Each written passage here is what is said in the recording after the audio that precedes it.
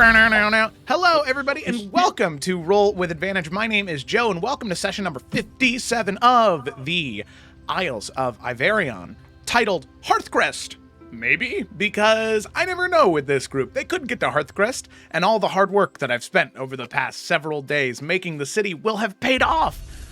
Or maybe they won't, and I will have been stressing for nothing. So, I'm okay either way. But it would be really funny if you guys didn't get to Hearthcrest because of everything I've been doing literally all morning. Anyway, thank you so much, Verisol, for subscribing with Prime. That makes me feel a little bit better. So if nothing else, we at least got that going for us. Anyway,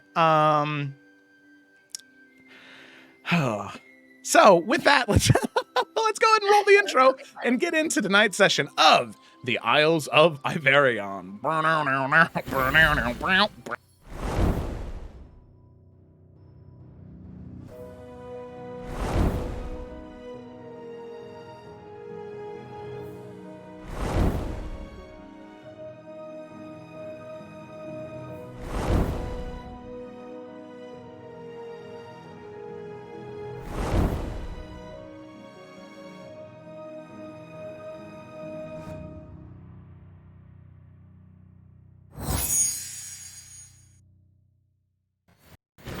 Okay, all right, we're back. So, as is tradition here on Roll with Advantage, I do not summarize the previous session. I have my players do that. I think that it's a wonderful way for me to understand what they found important, what they picked up on, and maybe what I need to hit a little bit harder this session if it is something really important to the narrative. So, with that, that's the real reason. A lot of times I joke at the beginning of a session and say it's because my players are fucking lazy and I want them to work, which is true, but it's more true that it's... that it's a good resource for me. No, you got a lot of energy today. What do you mean? What are you talking about? Just if anything, I'm devoid of energy. I'm so exhausted that I'm coming up the other end. So this is a good place for me to be. It's when the best content happens. So with that, who's on summary this week? Tis I. Oh, 'tis Gemma. Oh, I'm excited for a summary where the person doesn't breathe. Let's go. Woo! Well, okay. What do you mean, Gemma? That's what you do when you do your summary. Yeah, you don't breathe. We've been over this before. I know.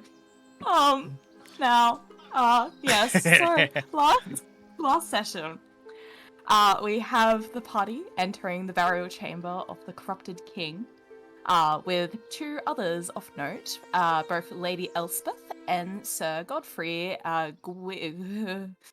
Insert last name here.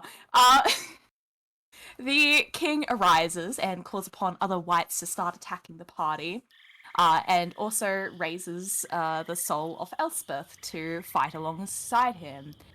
She's initially very loyal and is intending to do that, and is very unconvinced of the party's good nature, just thinking that we're a bunch of grave robbers, and especially since Lila tries to cast suggestion on her, which isn't a great look.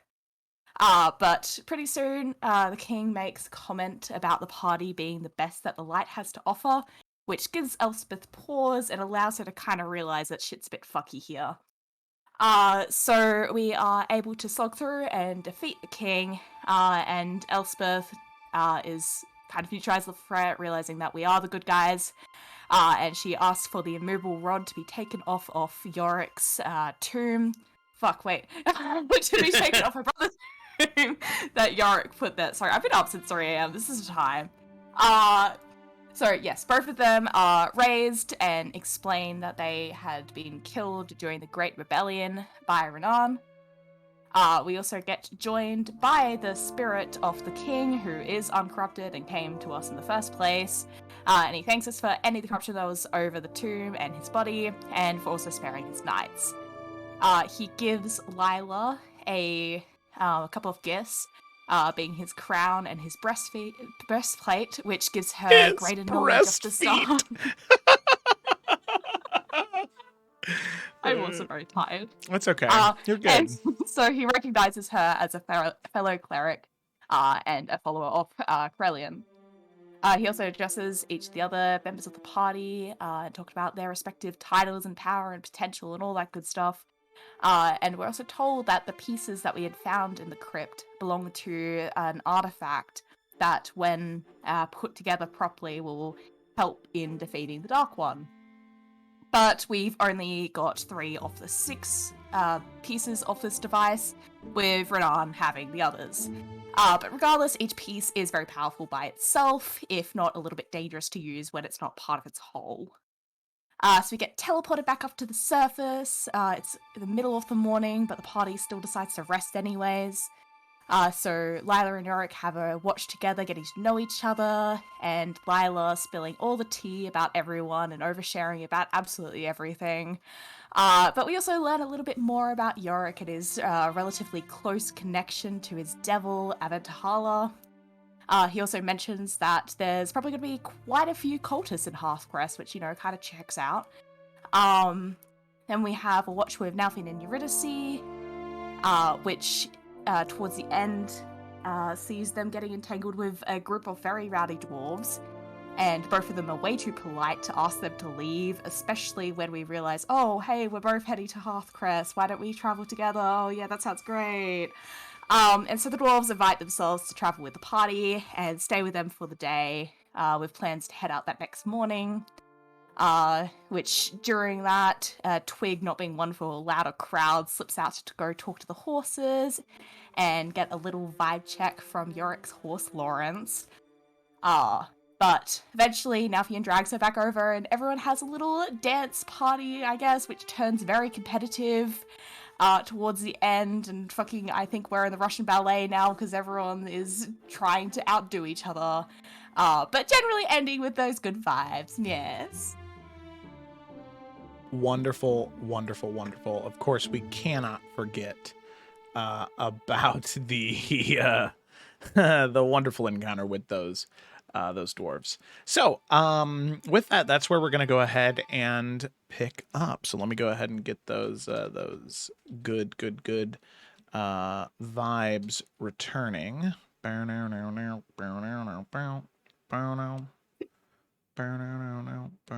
Where's it at? Oh no. Oh no. It's not there anymore. Wait, is it this one? Maybe. I think so. Yep. Okay.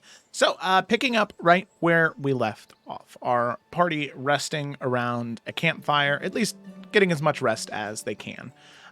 Enjoying the time they've spent with one another thus far, and getting to know each other a little bit better. So, with that, we'll go ahead and pick up there. Party had just finished their dancing and continues on with their rest. Now, for all of you, just so you know, that you're about a week, maybe a week and a half, depending on how much time you take from Hearthcrest currently. You'll stop through several more towns and a couple more inns, but the thing is, the rest of the journey is rather uneventful. It's just you getting to the city. So, your entire journey there, you are accompanied by the dwarves. So you do have those 13 dwarves following you around, coming after you and sort of pretty much providing a nice little convoy, which seems to prevent most people from trying to distract you or trying to do things to you. They provide a nice little buffer between you and any other people. And as it develops over the course of those 2 weeks, the dwarves grow rather attached to all of you, as maybe there was 1 or 2 times where a couple of them got into trouble, not of their own fault, but somebody was either picking of them, tried to steal from them, and you as the party stepped in to help. And so now the dwarves definitely, it's not just that you're nice people that didn't tell them to go away, but you also help them out in a couple of spots. So the implication is there, the dwarves do like you, more so than just as like, oh, hey, these people are nice, but like, wow, these people actually helped us out. That's very awesome of them. So, picking up there, like I said, it's about a week and a half to 2 weeks, or a week to a week and a half. And I'm going to give you the opportunity, if there's any moments that you would like to have over this journey. There's a couple things that I need to do, but if any of you have anything specifically you'd like to do within the first couple of nights or in the first week, more than happy to address that now. So, With that, I hand it off to you as you're sort of cleaning up and finishing your rest and getting ready to head off on the first couple of days. Over the course of those first couple of days, given everything that's transpired, is there any moments anybody would like to have, or any group conversations that need to be had in that time before you get to Hearthcrest? Yeah. Yeah. What's up, girl? Okay, now he has a couple things he wants to do. Okay. So... Sorry, I'm trying to position myself to where I'm not echoing. I've noticed a little worse than normal today. Could you fix that? Yeah. Thank you. This is gonna bother me. I don't like hearing my own voice through your mic. It's normally not that bad, but today it's been a little rough. Okay. So if we're traveling through like a bunch of different like cities, or I guess small towns along the way, could Nelfian buy something? Yeah, of course. Okay. He's kind of looking for, okay, like, I can't describe this in a medieval way, but he's looking for sunglasses. Well, Shut up, Ryan. luckily, sunglasses are easy to find one way or the other. All right. Yeah. Fuck yeah. Nice. Okay. I don't know how much those would be. Yeah, sure. We'll say that the pair you find is they're gold frames. Of course, anytime that you find anything like this, they're going to be a little bit more expensive because of the materials and magic that goes into creating the thing that you're looking for. Since science isn't caught up to a point where it can achieve these things, magic needs to be able to kind of cross that barrier for you. So, For show. yeah, so we'll say that you find a nice little, in one of the smaller towns you visit on the way to Hearthcrest, we'll say after the first couple of days, you find somebody selling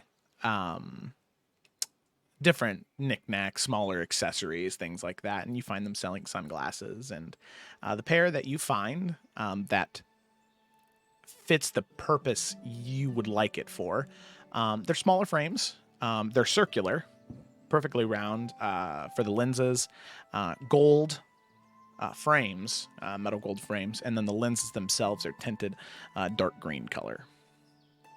Oh, sweet. Okay, cool. Yeah.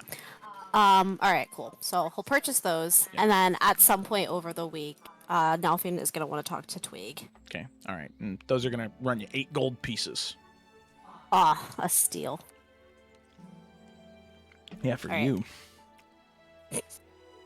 All right.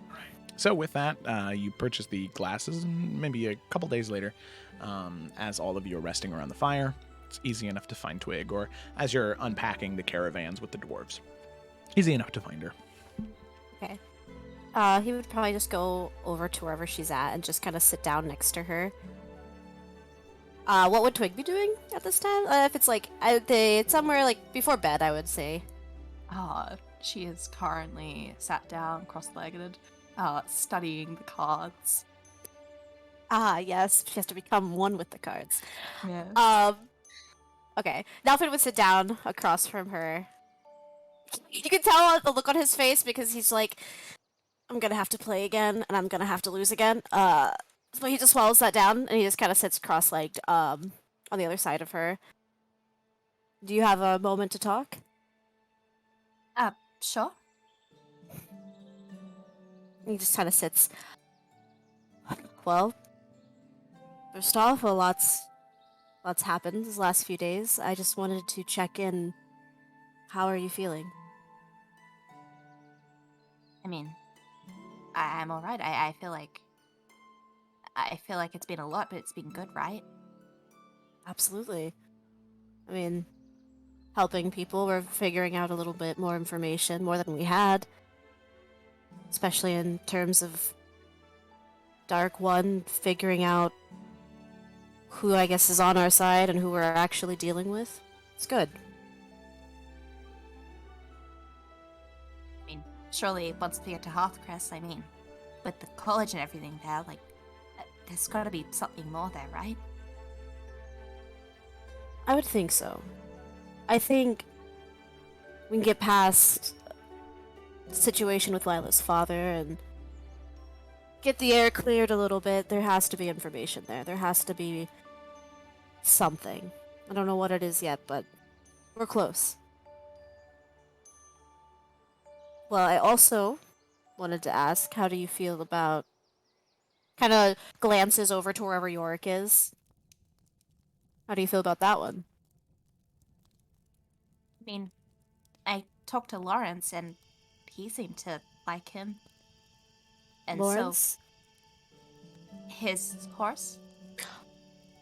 That's right. That's right. You can. That's a thing that you can do. And Lawrence vouches for him. Seemed to. If anything, I think I'm more worried about how Marshall and he is going to get along, but it seemed fine. What? Oh, Marshall's pretty strong horse. Nice. Well-tempered, seems. Well, yes, but Lawrence is a very noble horse. And, well, I don't really think Marshall really appreciates some of that. Are you implying that Marshall is not a noble horse? Oh, well, no, he's a very noble horse, suitable for a knight and all that, but I think Lawrence is just too flashy for him, maybe? I don't know. Mistake. Well, you know, I feel like animals can get a good sense of these things, so if Lawrence is more worried about Marshall, I think we're alright. And do you think he's okay then? Yeah. I mean, you two seem to be getting along, right? Yeah, he's alright. I would be lying if I said I didn't enjoy his company. Especially when things get a little tight out there and rocks are being thrown at me. It's nice to be able to have someone to kind of be up in the front lines. Aside from that, means well. Been doing his part to help out. I think he's alright. I hope so.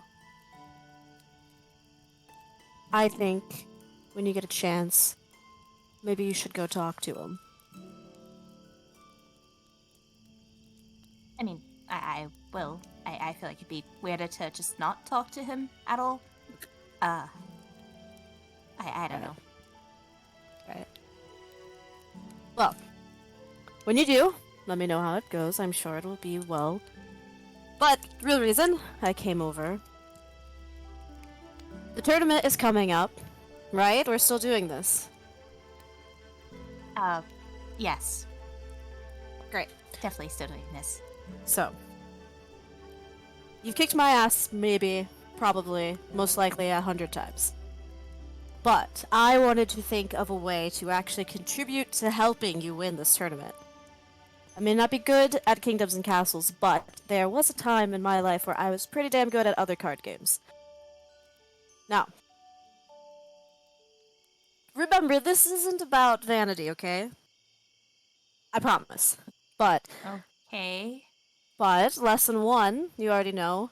If you look good, you feel good, right? And you would still like your haircut, right? Yes? Great. Mark it off. We can add a couple braids, some flowers, something to make you feel even better. So again, not about vanity, but confidence, right? If you can convince your opponent that you always have a winning hand, and that you are going to win no matter what, you can psych them out. Don't even let them see or smell any fear on you, keeping a straight face no matter what. Then they'll never know what your plan is. Right? I mean, sure, but if I don't have the cards, then I don't have the cards, right? No. Let's see, sweet girl. They don't know that you don't have the cards. Right? You see, if they think you always have the winning cards, you're gonna strike down their own confidence.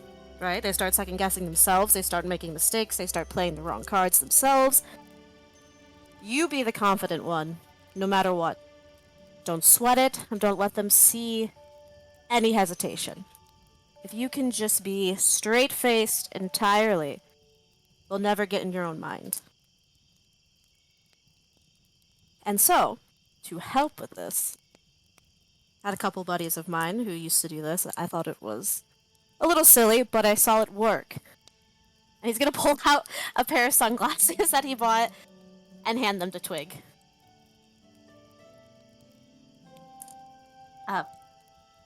So this is so they can't see what I'm thinking then?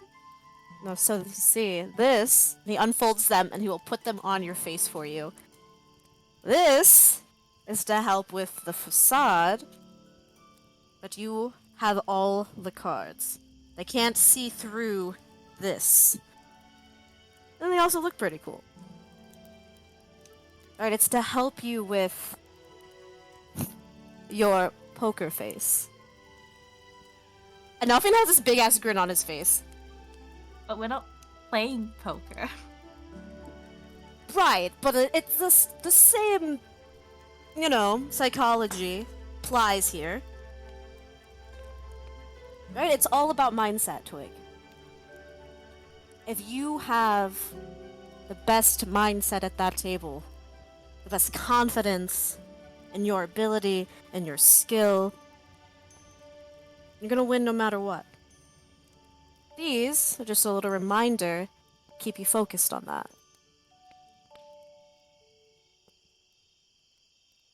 I mean, if it's silly, I mean, you don't have to wear them. I just thought it'd be fun.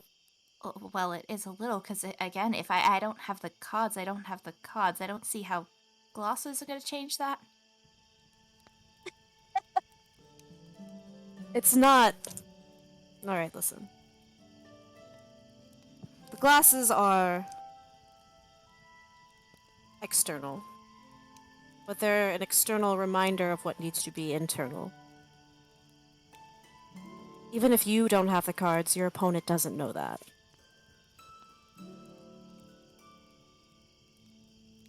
This game isn't about just being good, but you are. You've proven that.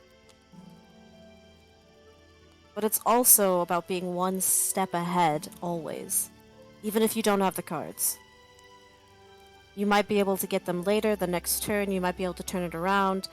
But if your opponent sees and senses that you're starting to worry or fear, you're not going to have the right cards, you're not going to have the next plan, they might take advantage of that. I just want you to go into this feeling as confident as possible, that's all.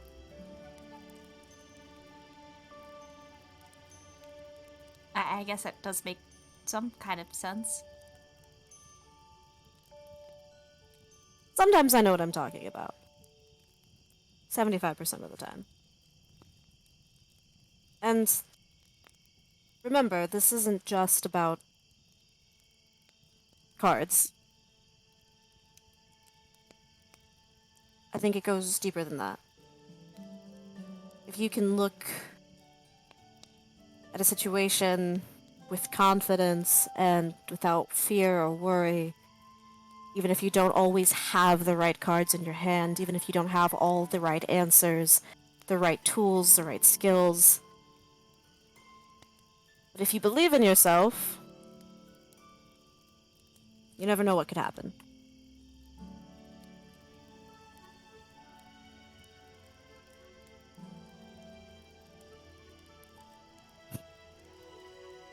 I hope it goes well, I guess. It will. And I guess that these will help. Kind of gesturing to the glasses. I hope so too. If anything, I think they look pretty cool. Right. You're gonna do great, regardless. And it'll be fun. I think after all of this, you deserve to do something fun. So remember, at the end of the day, that's what it's about. Win or lose. Even though you're gonna win. But win or lose. It's about fun. And he's just gonna, like, wrap her up in a nice hug. Hug back. Now I'm gonna feel really bad if she loses, but it's fine. Oh, yes, you will. Don't worry. So, Twig, using these glasses once per game, Magic on it. you can you can use these glasses to subtract a D4 from your opponent's roll. You're throwing them off, you know. You're Oh yeah. shit! That's Play funny. it gold? Hell yeah, man. Yeah. Well, hey, man. That's so good. Oh, I must get all the boons. Need to make sure I win. I must do everything except cheat. The heart of the cards. But yeah, that's all Nalf wanted to do. Okie dokie. All right. So that's the first couple of days.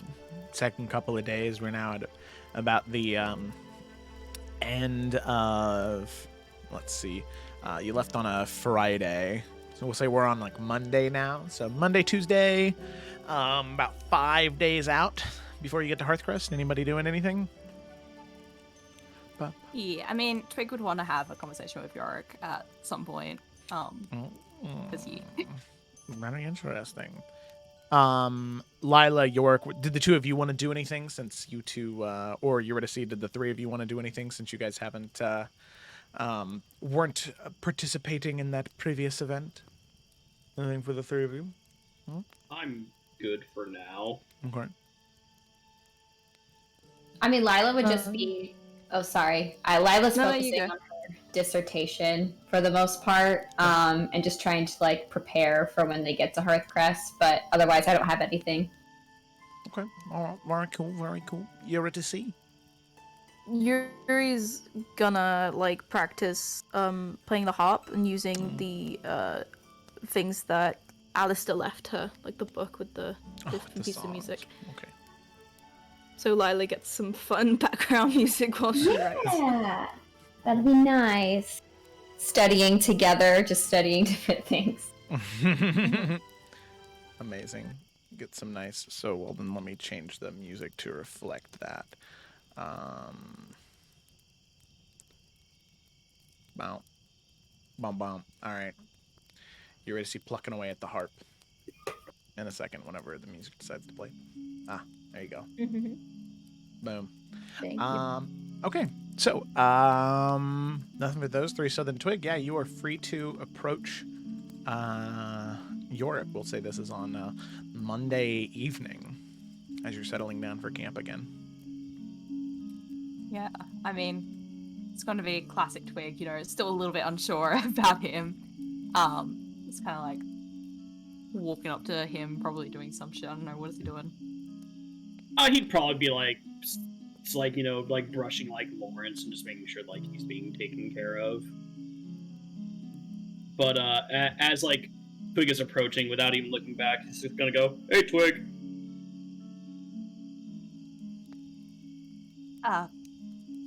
Hi?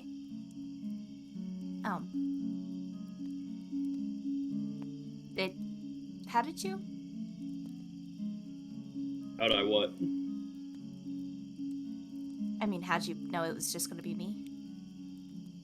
Oh, right. He'll turn around. So this, and he points to his helmet. Yeah, I can see all around me all the time. Watch, Oh. and he like turns around. All right, hold up some fingers.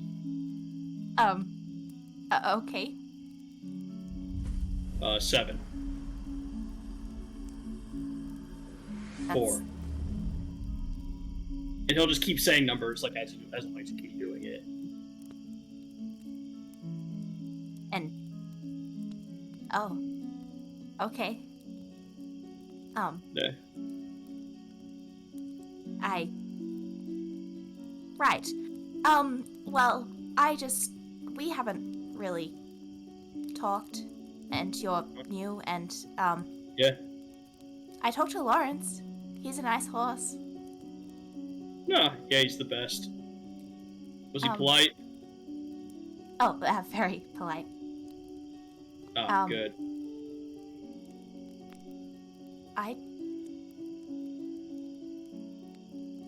I don't know how to ask this, but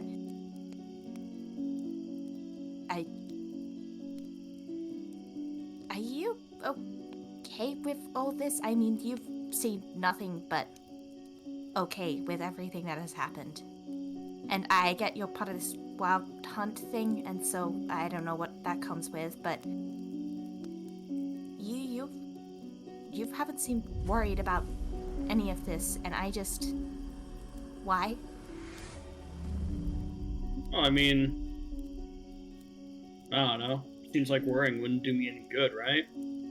I just approach the situation, do my best, and things tend to work out.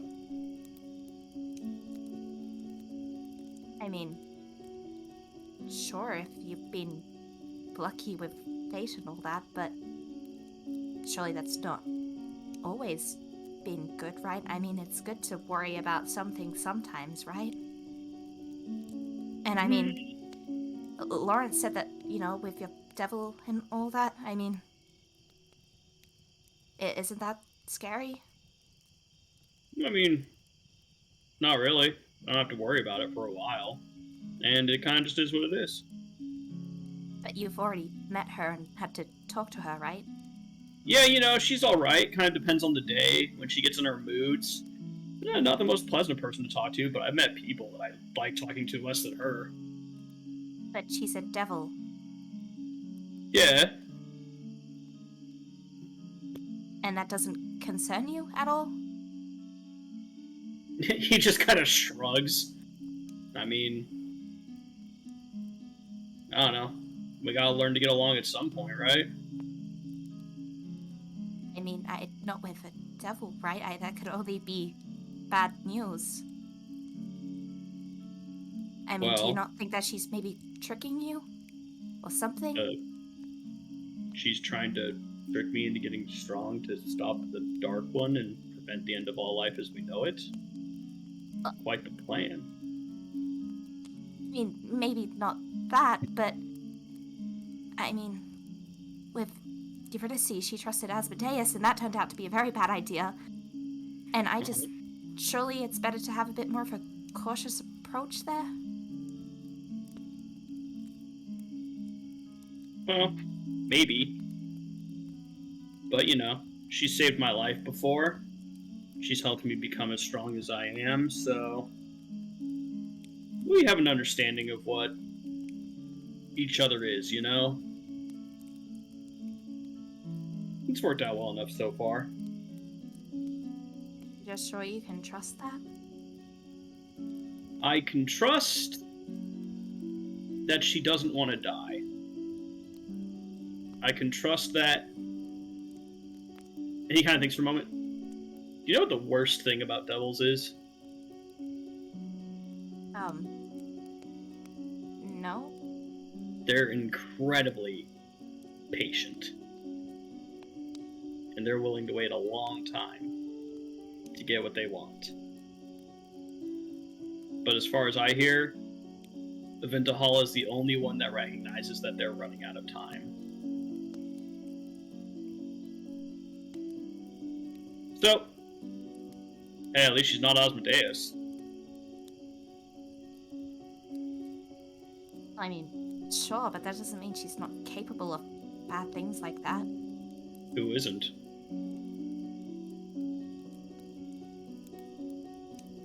It's a choice at the end of the day. And one of these days, you know, bad things might happen, but nothing I can do about it.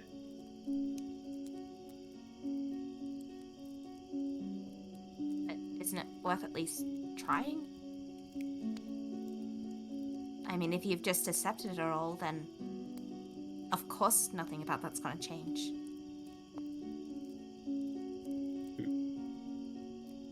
He just kind of smiles. I'm trying to prioritize right now. My future is a question mark as it is if everything's gonna die. If my biggest worry becomes what's gonna happen to me after I die, I'd say we're in pretty good shape.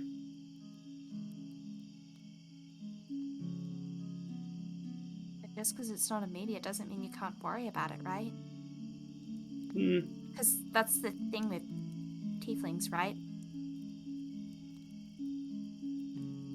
Regarding, like, what? How she owns my soul, you mean?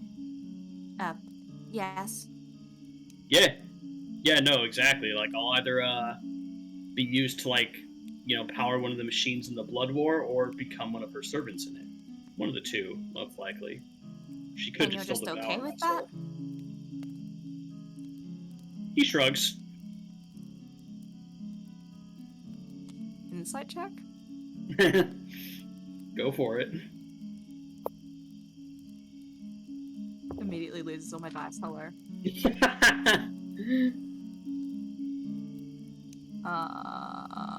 An 11. Sorry. What? Ooh, I got a 12. I barely beat you. I rolled like shit.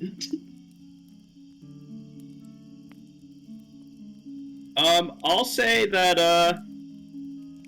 you just can't get a super clear read. Like, you feel like there's probably something more going on, but you can't tell how York actually feels about it. Right. I just remember Eurydice felt so sure about this. And, well, that certainly wasn't for the best.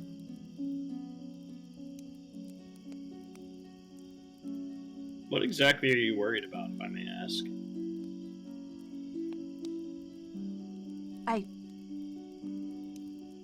I don't know. I feel like there's a few things, right? Well, I meant with if me. you seem... Oh, well, it's not like anything particularly about you, but it's strange for someone to be so calm about all this. I feel like that only really comes with certainty, or I guess... not worried enough to care.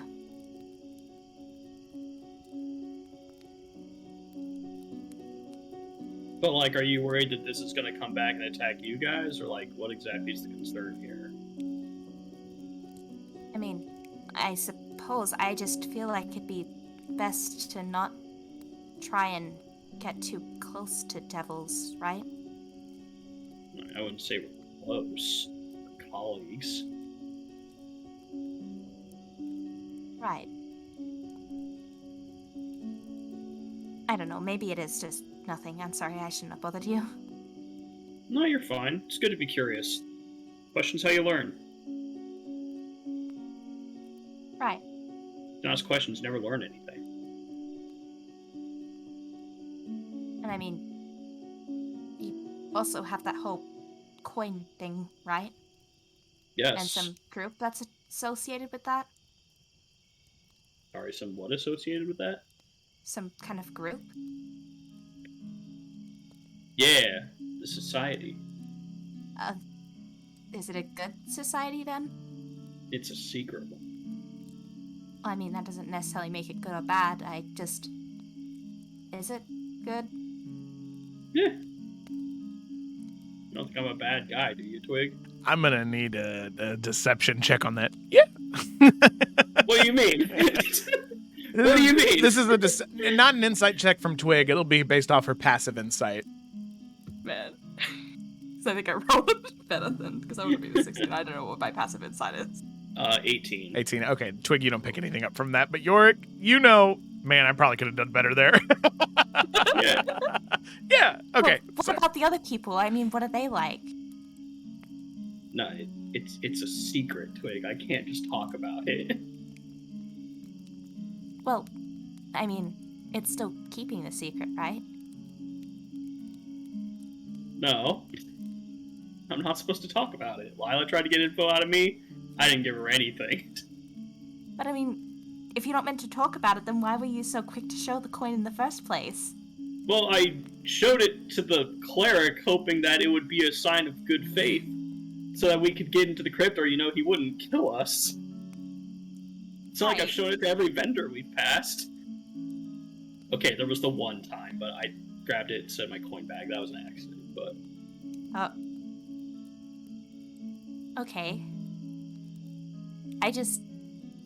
I felt like Lila already had that covered, so surely it wouldn't have been that important then? Especially if it's so secret that you can't even talk about how good or bad or anything the other people are. It's not a bad thing, Twig. Right.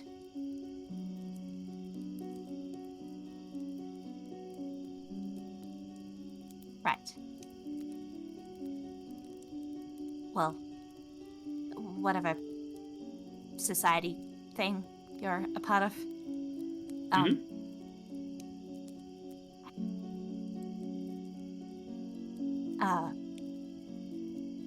Is it gonna involve us then?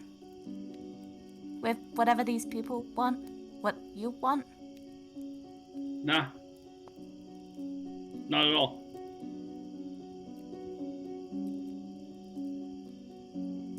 Right. Look, you know how there's like power in a name? Yes. Same thing. It's just an association. It's just another tool we can use to get a door open. That's all it is. Right. Is it connected to the Wild Hunt? Yes. Sorry, that's Ryan laughing, not York. Oh. Okay. So So then, you can... is it Oh. part of that title thing that you have from the Wild Hunt? Okay, I really can't go into any more depth than that. Right. Is it secret? It is secret, yeah. Speaking of, though, you've thrown a lot my way. I have a question for you. Okay. Um, It might also be secret, though. that fair enough. In his head, so that's what this group's gonna be like, huh? Anyways. Greg just immediately, like, defensive stance of just like, what are you gonna say? So, I mean, you're incredibly talented, especially for someone your age, and getting involved in all this. Why are you here exactly? I'm sorry? I mean, just like, how'd you get involved? I mean, like, you know, you're a part of like this house forester. I mean, like, are you here as a representative, or like, what's your deal? Well, I mean, I don't know. I don't think it's necessarily a deal as such. It's kind of, I guess, a long-running strand of just things becoming other things, which turn out to be bigger things, and I just have been here. Originally, it was just to help someone get through a forest, but it's a lot more than that now. Yeah, I would imagine so, considering what we just did, and what I've heard about y'all. I don't know, I guess whatever it is, fate's chosen something, and it's best to just go along with that.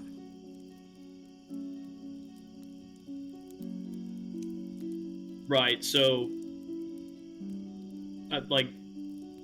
Lila's new. Did Yuri need your guys' help to get through a forest, and you were sent, and Nalfian's like your knight, so he was sent to protect you, or how did that whole thing come about?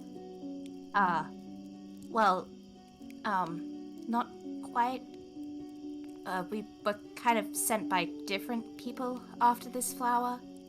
I don't think anyone knew each other before then. Although apparently Lila knew Eurydice from a while back. But she wasn't involved in the flower thing. That was, before. I don't know. I think it was just... we needed to be together, and so we were. Okay. So... House Forrester's super against the Dark One too, then? I suppose so. Oh, right on. Badass. Well, hey, maybe when all this is done, you know, House Nasine and House Forrester can be friends. That'd be nice. I feel like there's normally more to those kind of friendships, but... I guess I don't know how that works. I don't know how that works either. I just thought it'd be nice. Right. A lot's gonna change when this is all done, I figure. I feel like a lot already has. Nah, you're seeing it too.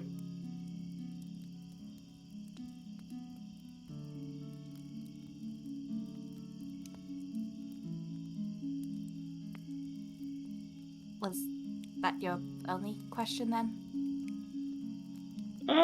Yeah, pretty much. I was just curious, because I mean, like, you know, Lila's a grad student, Yuri's like the dawn bringer or something, and then Nalfien's your knight, and then there's you. And you were the one that I was just kind of a question mark on, so yeah, now I think I get it. You were hired to escort them through a forest and find a flower, and it led to you on the battle against the ultimate evil to save all of life. It's a bit of an escalation, but hey, sometimes the day just ends up being like that. Right. I suppose in summary. Yeah, I mean, I think it's just great, you know, just for someone, you know, so young to just be involved in something like this. I just think it's crazy, but it's cool, you know?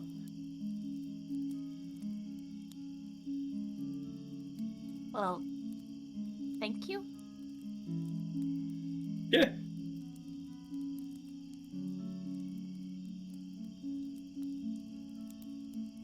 And he'll glance over to Lawrence for a second. He said it was really nice talking to you, by the way.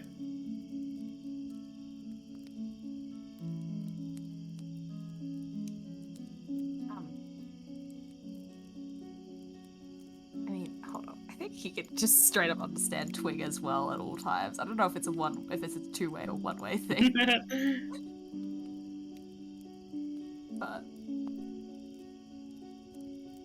has Lawrence also just not said anything after Yorick was directly asking him shit? So I feel like Yorick has definitely gone on about being able to talk. About how he understands Lawrence. Yeah. When he has no evidence to back that Lawrence statement says up. absolutely nothing. Yeah. I mean, Lawrence is respecting the 1v1 right now, so he's Hey! he's not trying to intercede on the conversation. So if he were to be prompted to join, then he may. But as of right now, he's getting pet, so he's not really concerned about what the two of you are talking about. Mm-hmm. But he certainly didn't respond when Yorick was like, you know, talking to him. I mean, it was like right now or when she was approaching. Well, I mean, I suppose both, but mainly like right now. Right now, well, he just made the one comment about how Lawrence said it was nice to talk to you, and you saw Lawrence kind of look up a little bit and like narrow his eyes just a little bit, and then, you know, kind of go back down to his resting position. But it's not like he was like, "What did you put words in my mouth, you heathen?" No, he just kind of looked up and then looked back down. Right. Well, I mean, Book will go over, give him some scriptures. Other than that, she's happy to leave Yorick to his thing. Okay. Nice talking to you. Yeah. Nice talking to you, too, I guess. Then Yorick will just go back to what he was doing. Okay. Alrighty. Sounds good to me. Alrighty. So, Yorick, you go back to what you were doing. And the night eventually comes to a close, and the next day happens. And eventually we get to the end of the day on Tuesday. Now, just... let's see. 3 days out from arriving in Hearthcrest. I will say on Tuesday, the 17th of Stormtide. As all of you are getting ready for your rest, you can see in the distance as all of you are camping in this particular area of Hearthcrest, you can see a figure breaking through the trees, cloaked and hooded, and you can see the pommel and crossguard of a blade sticking out from behind their back, as if it was in a sheath across their back. As they get closer, eventually the fire begins to illuminate their face just a little bit, and you can see these two ashy gray horns sticking out of their head. What at first you may assume to be a tiefling. Not the right music. At first, what you would assume to be a tiefling, but then Yorick, you have a moment of recognition as you see that the red painting across the face and the stark white hair, you recognize this person approaching your campsite to be Aventahala. As now She's all just of you- fucking strolling up. Yeah. Bro. Wow, balls on her.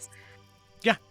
So she walks up and she looks to Yorick specifically and says, it is good to see you, Yorick. I'd been looking for you. I have some information that I think may be useful to all of you. Hello.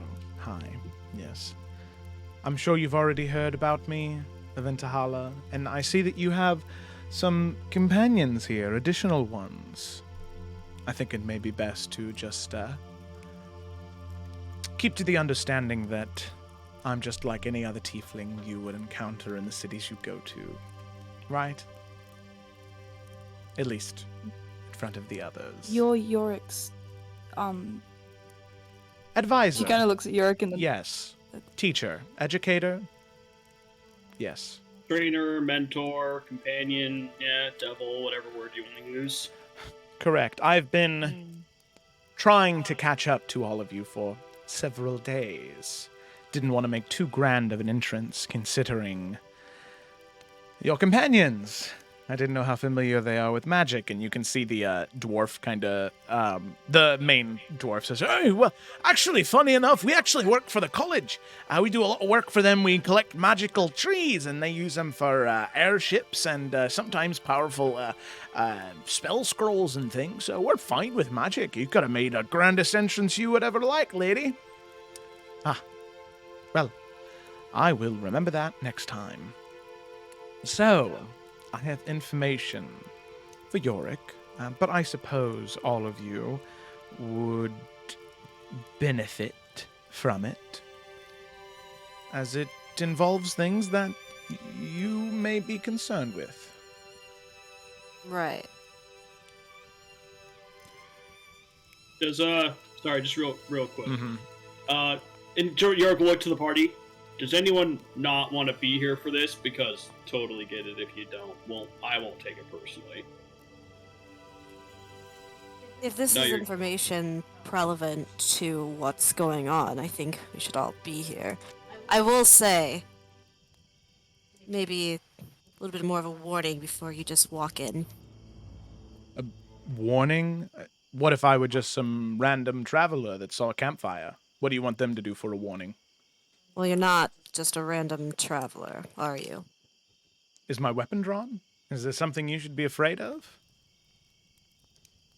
Nalvin just is giving her a look. His hand also immediately, as soon as you walked, was on the hilt of his sword, and he just kind of stepped in front of Twig as well. He's not going to say anything else, he's just going to give her a look.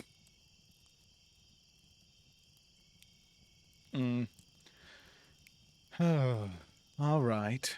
Well, I suppose considering your background with, what was that alias he used? Uncle Greenleaf, was it? I think that was the one. Considering your history with him, I don't blame you. But I want to make it very clear that him and I are very, very, very, very, very different. Just as a drow from the Underdark with the last name that matches yours. One that is still loyal to his service is very different from you. Do you understand now? Maybe.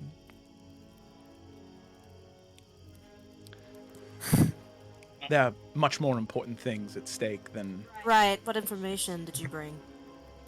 Great. Glad we've moved past that now. I come bearing information on two things. Yorick, one, I informed you I would try and get more information on regarding Geldervan. I'm sure all of you are familiar with her, yes? The person you saved, the hobgoblin in Highland Pass. After the fall of a certain individual, she had been retaken by individuals that you and I both do not like at all. And I told Yorick that I would try and gather as much information as I could to help in finding her, as I knew that her safety is something you'd like to see, and maybe now she has more information on these individuals that could be used to your benefit. And I come bearing just that. Valuable information to find your dear friend Geldervan. Geldervan is in the city of Hearthcrest, which I told you about, Yorick, but I know where she is specifically now. There is a small dive bar of a sort, a very seedy place. It's on the corner of Riverbend and 14th Street. In order to get into the bar, you have to provide a password, and that password is, "It will all come to pass." It will all come to pass, yes. Give that password to them and they'll allow you to enter, and then from there you'll have to find where specifically she is. All I know is that she's there, not sure where exactly, as, well, you think all of you didn't give me a warm welcome. I can only imagine what would happen if I were to walk in there. So, there's that. That's the first thing. First thing, yes. The second thing is in regards to something that is beneficial to all of you to a very extreme degree. And,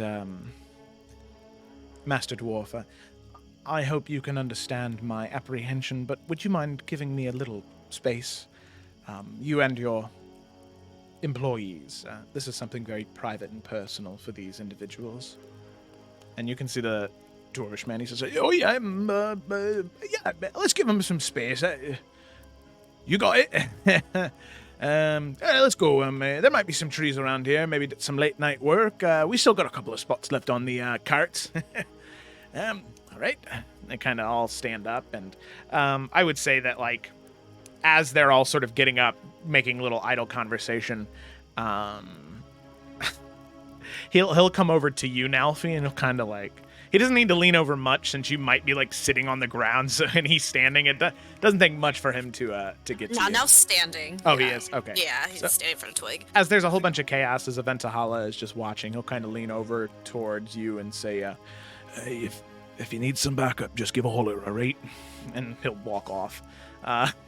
Yeah, no, he'll just nod. He does. Like he's willing to provide backup. Yeah, he doesn't know the extent of the situation.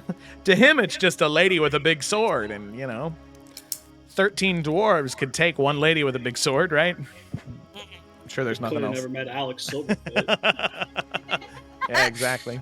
Hell yeah. So But yeah, Nalf will just nod as he walks away and turn his attention back to her. Okay. So the second and final thing is in regards to that of House Markle. Now, I'm sure all of you are aware of the Accursed Isle, right? One of the only islands within the Isles, the Giant's Eye of Iverion, that doesn't move. Same as the island with Sandpoint and several other cities.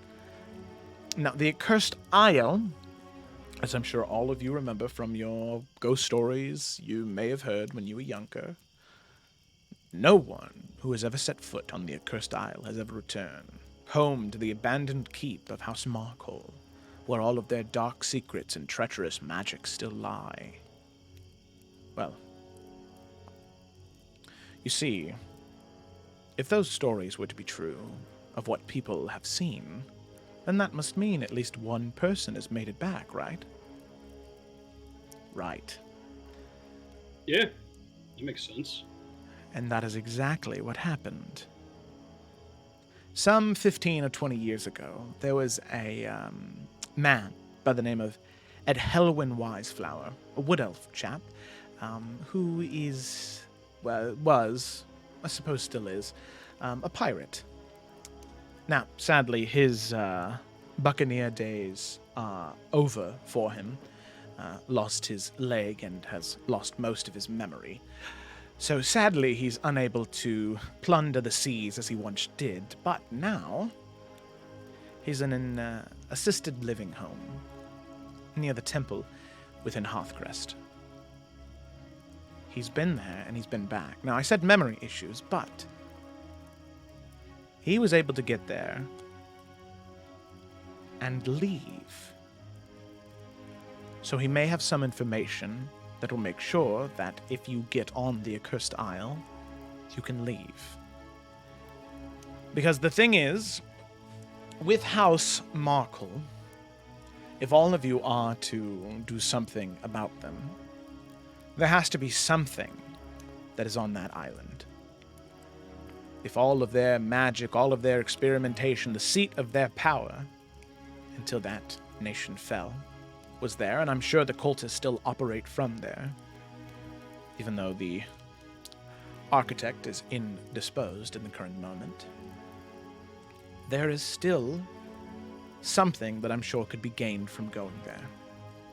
And maybe with this Edhelwyn individual, you may be able to find what you seek. Now, as I said, okay, that's fine. Yeah, sure. It's going to paste it as an image. That's funny. There you go. For copy and paste ease. This Edhelwyn individual may be able to provide you some information that could be useful. As I said, the temple right off Divinity Street. So, those are the two things that I have for you. Anything else in the city, I'm sure could easily be provided by your companion, Lila. Tatiana name goes a long way in that city, so anything else I could provide you is nothing compared to what she could, I'm sure. And don't take that as a negative thing. I mean it. I understand my strengths and weaknesses, and, well, you are much stronger than me in that capacity. So, that is the information that I've brought. Hopefully it will be useful to all of you, and you'll be able to gain something from it. I would like it to be crystal clear. I understand your history with demons and devils up to this point, so I could understand why you would be wary of someone like me. But please remember, not every devil that operates believes that they need to rule the world one day, or that they think they know better than every single other creature.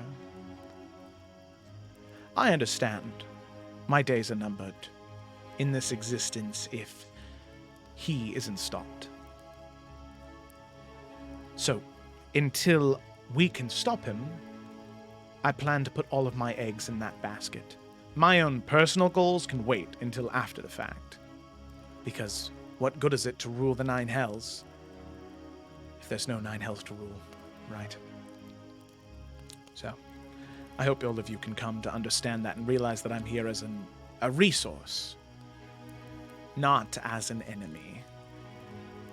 All right. All right. And if you don't believe me, I understand Yorick is new. But I've saved Yorick's life on several occasions. If I didn't care about the lives of humanoids, I could have very easily found a different student whose life I didn't have to save. Could have left him to rot, but I didn't. I'm one of the few devils that care. But trust is earned, not given freely. I understand that completely. So maybe with more information. I really want to more trust gifts. you and trust what Yorick says, but you're echoing Asmodeus's words. And Asmodeus said that he cared about me and he saved my life and other people's. Well, sweetheart, I don't know the best way to put this, but when did you find out he was Asmodeus?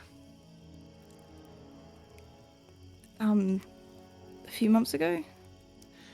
And when did you start this journey?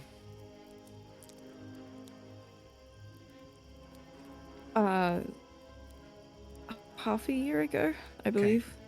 How long after you found out he was Asmodeus did you continue to believe him? What's your point? The point is, Asmodeus is the liar. Of all the devils, we all know that we can trust nothing he says because everything is a lie. Everything he says is used in some way to manipulate you. That's his history.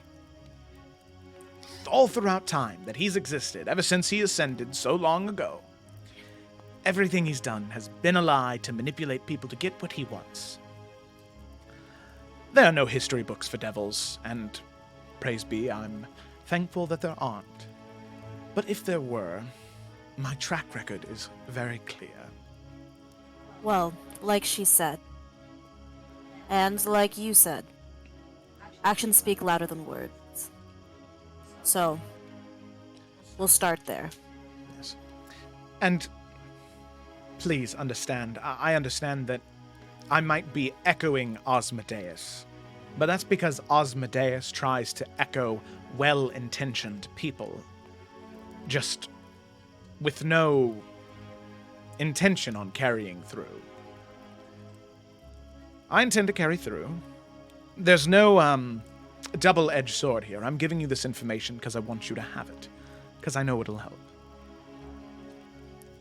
Not asking you to do anything for me. It's not a... This is not a pact. I don't expect anything in return. I want you to succeed because I want to succeed. But, yes, anytime things can come up where I can help, know that I will. And if there is a way that I can help in more ways than one, I'm willing to do that. As Yorick can vouch, and I'm sure with more time with Yorick you'll begin to understand. I am on your side. I might not be a good guy. She does like the little air quotes. But I am on your side. So... Insight check. Yeah, make an insight check. Sure. Bollocks. It's 5. As far as you can tell, she's being honest. Okay. I bet I can't read her mind, right? Do it. What is that? Oh, What please is- Don't do that. What does it say? What's the wording of the spell? Lila? I mean, Be it's not a bold. spell. Oh, It's that. not a spell. Oh, is this your channel divinity? Yeah. Ooh, let me look at the wording of your channel divinity. Oh man. It's so spicy. You have Choose to. one creature. Yeah. Oh no. Just creature, okay? I mean, yeah. Just it. when she, especially when she's trying to convince us just that she's good, you know, and or good enough right now. Like, just right then, she's just gonna take a little peek on those thoughts. Okay. Each one creature within 60 feet of the creature must make a wisdom saving throw on a success. You can't use this featuring it, and on a failure, you can read the surface thoughts. Okay. Wait. I'm pretty sure they only know if you pry further. Like, surface level thoughts, I think, are just like. No, given. with No? this spell, it's just they don't know regardless. Yeah, Oh, spicy. it's cool. Yeah. Even better. That's why it's a channel divinity and not like a spell. Because it really is like, you're really pulling on the divine magic there. All right, with some saving throw, here we go. Okay, that's a failure. Do I get more secrets? I love you, Felicity. No, we can have everybody hear this. We can have everybody hear this. Cool. She's smiling right now, and she's trying her best to remain calm and cordial. But in her thoughts, you can hear, I swear on every blood moon that shines down on the seven hells and the abyss, when the time comes, I will make Asmodeus pay for the pain in my ass he is being right now. These stupid fucking humanoids never understand that just because I'm a devil doesn't mean I want something from them. Why? Why would I want to manipulate them? When most things I can do myself. I'm not some god tyrant of the nine hells. I can walk into a town, and if I wanted someone dead, I could kill them.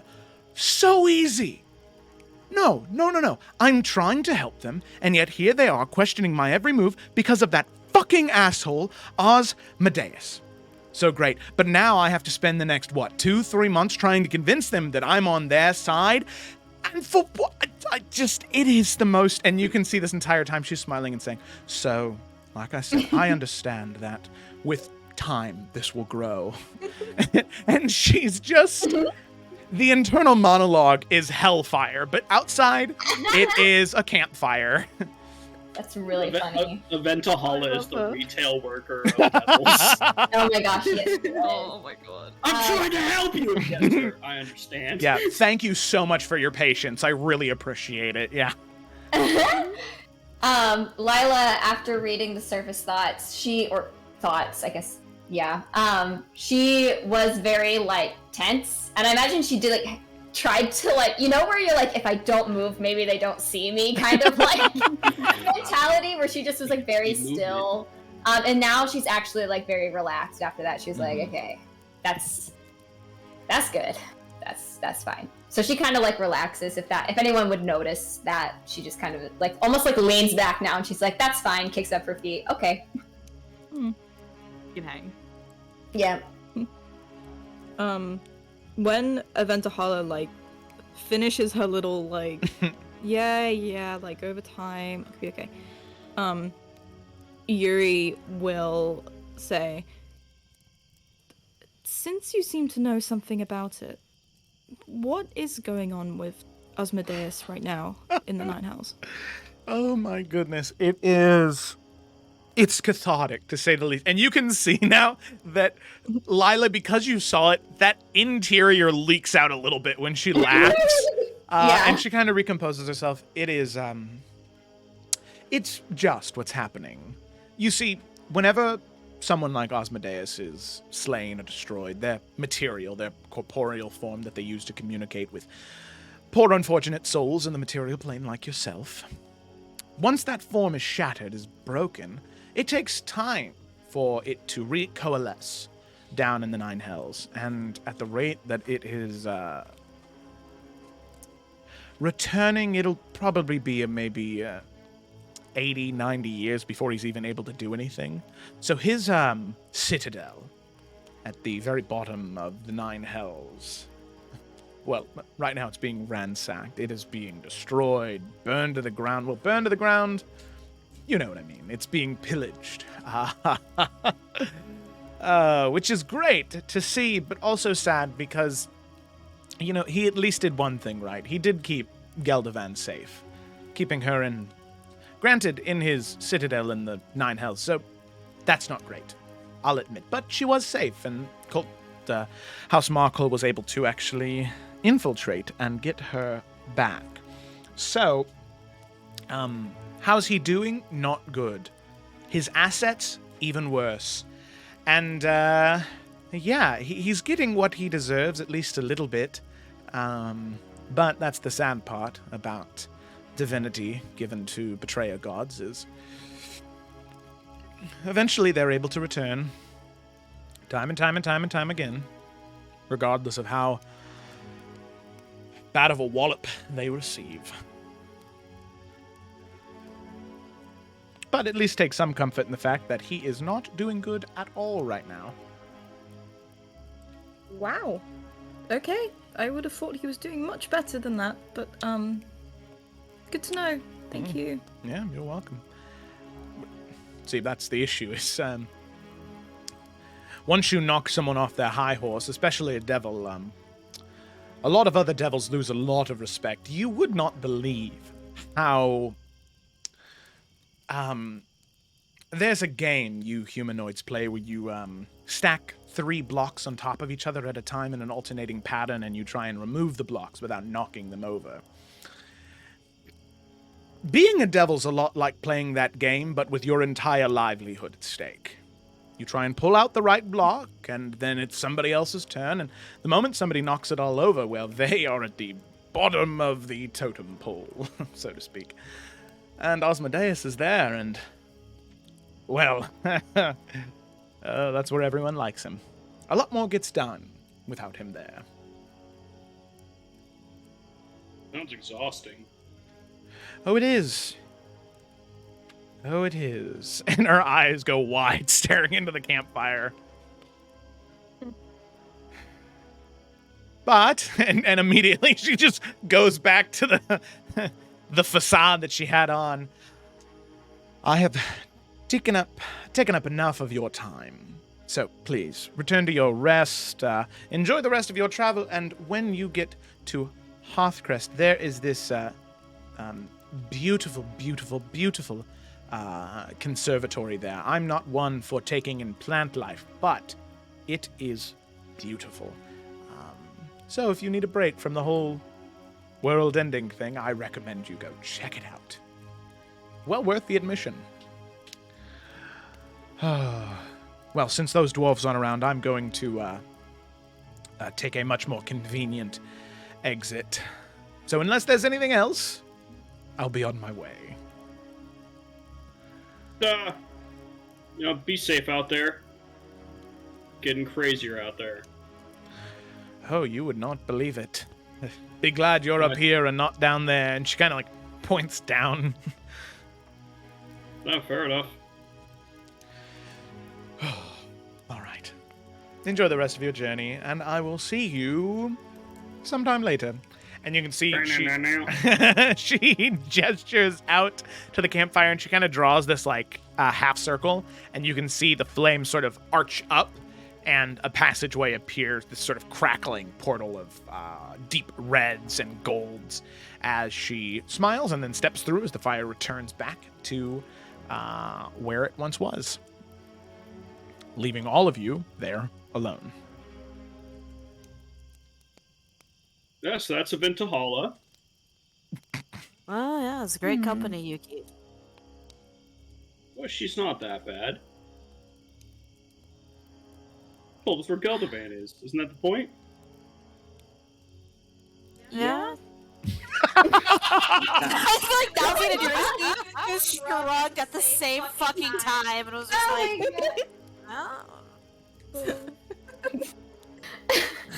and just both of them just fucking full of tension. Nalf will finally take his hand off of the hilt of his sword. I mean, we've certainly seen worse. Yeah, but Yorick, she seemed nice as far as devils go, but she was saying a lot of very similar things that I've heard devils say before, and it's not encouraging. Well, I mean, if you don't want to use her information, good call. Well, of course, we're gonna use her information, but I'm just not sure about her. Pretty fun knowing about what's happening to Day, though. Oh my god, yeah. Did you say She said 80 to 90 years, right? I heard that correctly. I think so. That's crazy. Like, I thought maybe he was gone for like a few months or something. I didn't think he'd be gone for that long. That's mental. Yeah, I don't know. Well, one less thing for us to worry about, at least. Yeah. She had good information, I won't lie. It's a resource. It's not what I like, but it's there, and if right now she's not against us, it's better than nothing. I'm pretty certain, at least as of right now, she's gonna help us with all of her capability. Just a vibe check I got. And she'll give Yorick a wink. Thank you, Lila. Well, when we get to Hearthcrest, I guess we have a few other places we need to check out. I mean, we're gonna go get Gelda first, right? Because she's in like enemy hands. So bust her out first priority, right? Well, so she's in the city. Yeah. The school and the city are not connected. They're a few days apart from each other. But I have access to the teleportation circles, so we can just teleport to the city. Oh, that's helpful. So we can approach it however we want. Well, if Just with Donovan that is in trouble, we should probably focus our priorities to getting to her first. Right.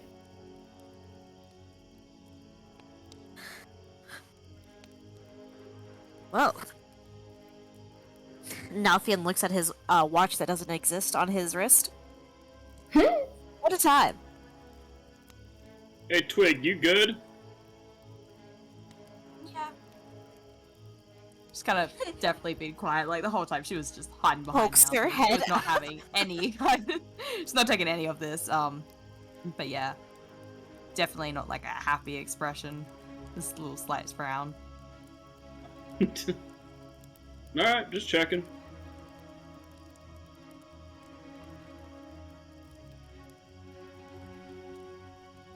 I'll take first watch. And Nalfian will break that silence. I'll take it with ya. Alright. You got I'll a take deal. second. I'll do second as well.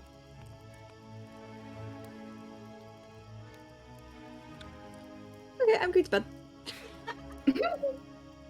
All right. Amazing. So, all of you go into your watches. Now, I'm assuming you were just saying you were going into watches for those purposes. Did anybody want to have their watch conversation for a purpose? I would like to. Oh, okay. Okay.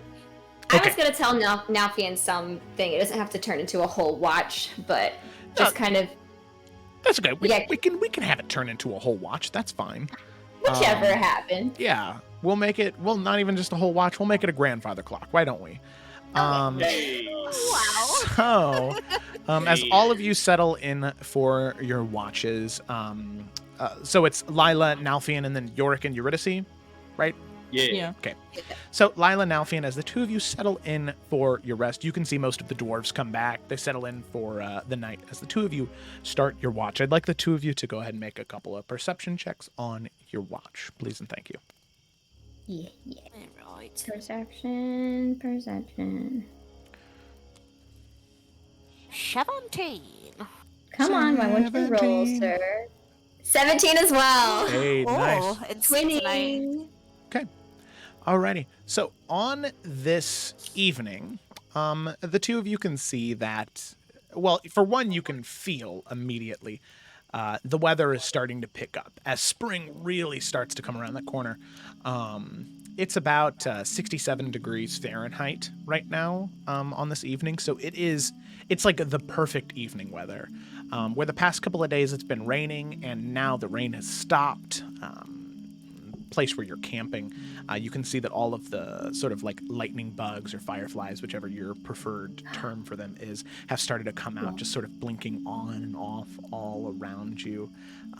You can hear the ambient noises of these sort of nighttime animals just wandering around the campfire. Every once in a while, the two of you see these like deers frolicking, or you can even see like yeah, I would say that the closer you get to Hearthcrest, Lila, you know, one of the reasons the college was founded here in particular is because there are these very powerful magical ley lines that exist within the Riverlands, specifically around Hearthcrest and where the college is located. And it has an impact on the wildlife, where these, like torch bugs, the lightning bugs, the fireflies, the magic that is in those ley lines has affected these creatures. So you can see, not only are these lightning bugs, not only do they glow like the green, or not the green, they like lightning gold color. Some of them light up purple or blue or Aw. green, sort of shifting and alternating as if they were like dancing lights, you know? That's so pretty. And you can see, you had seen this on your watch the other night, Nalfian, maybe 4 or 5 days ago. You saw a stag with these 2 massive antlers. And you see another one very similar. The antlers are smaller, but you can see the same way that your skin has veins that are visible underneath the skin. You can see that within these antlers, there are these veins of this like radiant blue energy just feeding their way through. And the deer's pelt is that, as opposed to the deep like tans and browns that it would normally be, it's like white with these streaks of blue going down the side. It's a beautiful creature, and you can see that stag as well as 3 other deer just sort of frolicking throughout the forest in front of you. But it seems as though your watch is rather uneventful, just taking in the sights of this magically enhanced nature in front of you. That's so pretty.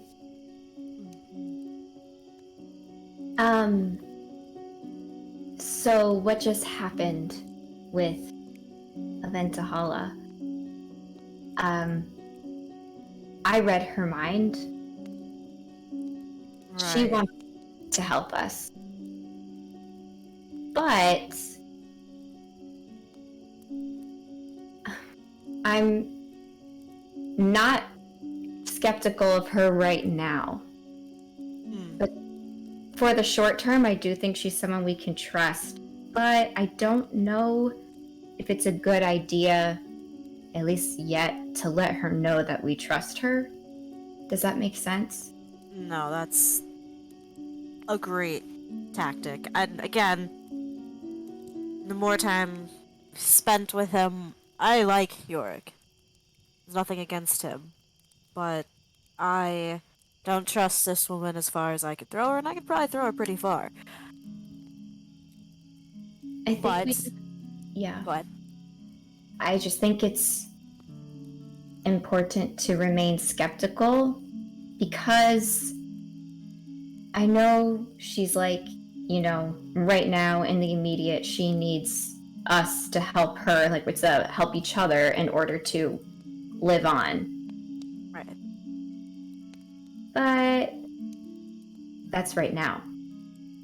Life's a long time, and if we get too wrapped up and we trust her and we build this relationship and we save the world, now we have a connection, a bond, a trust. I just don't want to start to build something that shouldn't happen except for under special circumstances. No, I absolutely agree. I think, again, a good resource to have. She brings us the information. I mean, we didn't know this beforehand. We have a lead to where to get Geldovan. We have more information on House Markle.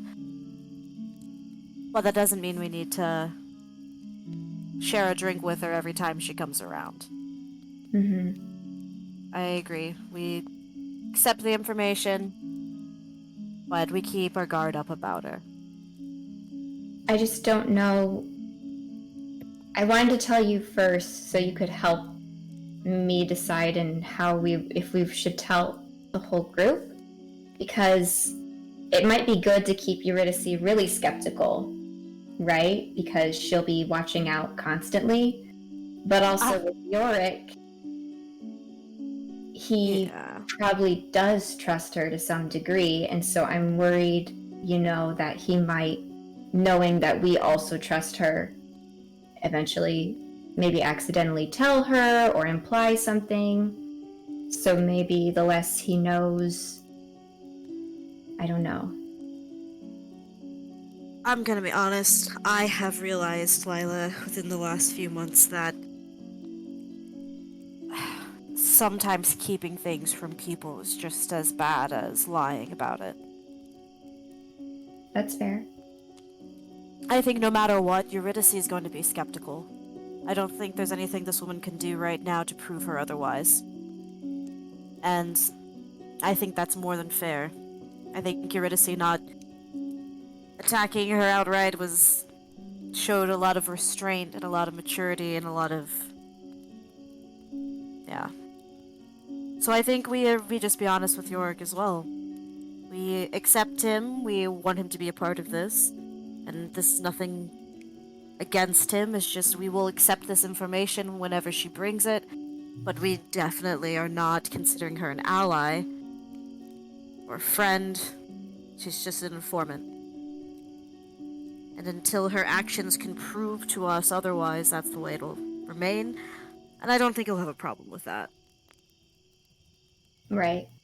And, I mean, you saw how Twig reacted. Yeah. I think there's no right answer to this situation, but I think this is more than fair. You're right. It just makes me very nervous. I got to know Eurydice during the time when she was anti-devil stuff, so I have not been in this position ever in my life. And I think if we make it clear to Yorick that it's not an attack on him, the way he carries himself is very... I don't think he'll be insulted by any means. He may not understand as clear as we do, because clearly they have... I wouldn't even call it a friendship either. I mean, she saved his life. Sometimes that's a bond that is hard to shake.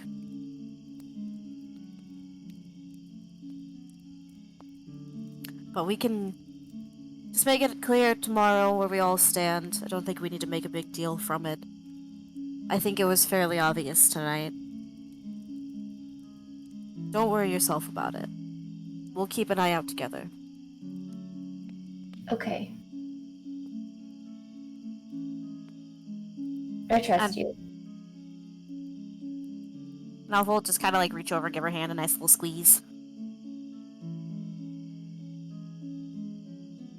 Yeah, and then I'll also just mention maybe over the past few weeks, her color has shifted from the spring to the autumn colors because she's been very contemplative and Aw. in her head. So it's definitely maintained throughout this conversation too. Well, keep our minds off something a little bit lighter. Do you want to help me work on this poem? Oh yeah, absolutely. Have you made any progress? Have you decided anything more direction-wise? Not at all. And he'll rip it out and just kind of set it in front of Lila, and then together they can work on it for the rest of the watch. I do have a suggestion. All right. When you're telling her story, or your guys' story, let's start in segments, not just about memories, but feelings. Because a lot of people weren't there to fight in a battle. A lot of people weren't there to do the things that we are capable of doing. But one thing that brings a lot of people together is our emotions. Everyone understands love, fear, sadness, anger. So why don't we start to approach some of these memories with how you felt in those and make a poetic analogy out of those. And then that'll make these greater than life things that we've done or you and Twig have done into something more relatable. So when people hear these epics, they really can like latch on to you guys' journey. You learned that in college. I mean, yeah, but it's a good idea, right? No, it's a fucking great idea. And Nalfine immediately starts writing down exactly what you said. Yeah, and then they can just like go from there. He appreciates. Yeah, it's gonna be fun. That hit different. Just off of the back. But yeah, they'll work on that for the rest of the night. For the rest of their watch, at least. Yeah.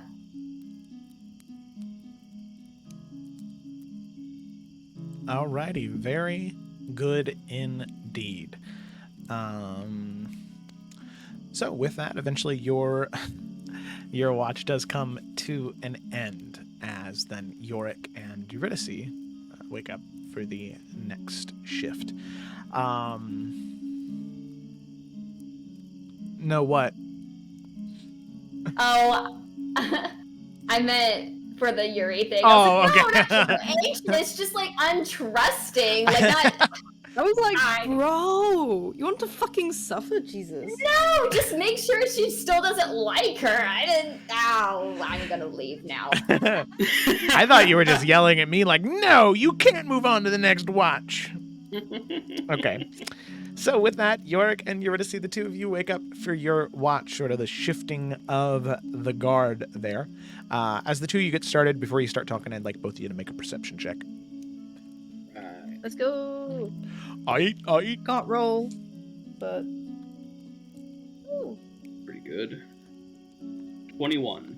21, very nice. 19. Okay. So both of you are at about the same level of perception, and you notice about the same things that Nalfine and Lila did. The lightning bugs, fireflies, torch bugs, the shifting of colors from blue to green to gold to purple. This beautiful display of lights around you. Not something that's going to keep you up, but something that is just so pretty to look at. On top of that, you do notice a few birds that are flying around. That, in the nighttime, they are singing this beautiful song. And Yuri, you would actually recognize these creatures as Riverland Nightingales, which Riverland Nightingales and Nightingales are considered two different things. Whereas the nightingales that exist normally don't really have any magical influences on them. But the nightingale that are unique to the Riverlands have these deep, like black coats of feathers, especially when they're closed. But when they begin to fly, when their wings spread, underneath the sort of interior wings have the shifting colors of red and blue and purple, just shifting back and forth in this almost like liquid-like way from one wing to the other. And the songs that they sing at night, they almost feel like siren songs, where you almost feel compelled to go follow them, to find them, and to keep one with you. So much so that,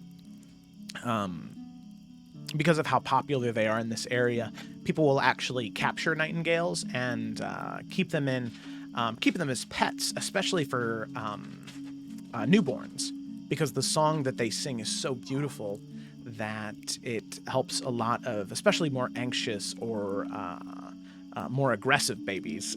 It helps them find more comfortable, more peaceful sleep throughout the night.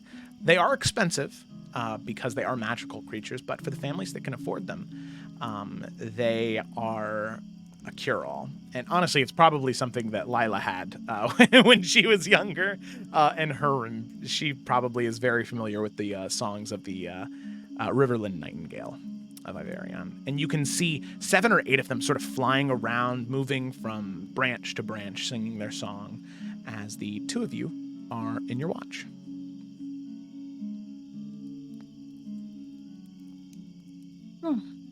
Have you ever heard these before? The Riverland Nightingales. I don't know if you've been here very often. No, I've never been here.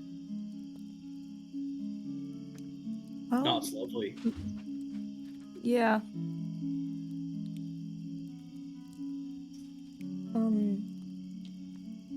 I'm sorry if I offended you earlier. When? Just with, Eventahala and... I don't know. The way that I was talking about her and the way that she was talking. I didn't want to offend you or suggest that you were being tricked. Uh-huh. I was just concerned. No, that thought hadn't occurred to me until you said it like that. Just now. Oh, I'm sorry. No, that's cool. I mean, you had Asmodeus. I mean, you had, like, the guy, so... You know, understandable.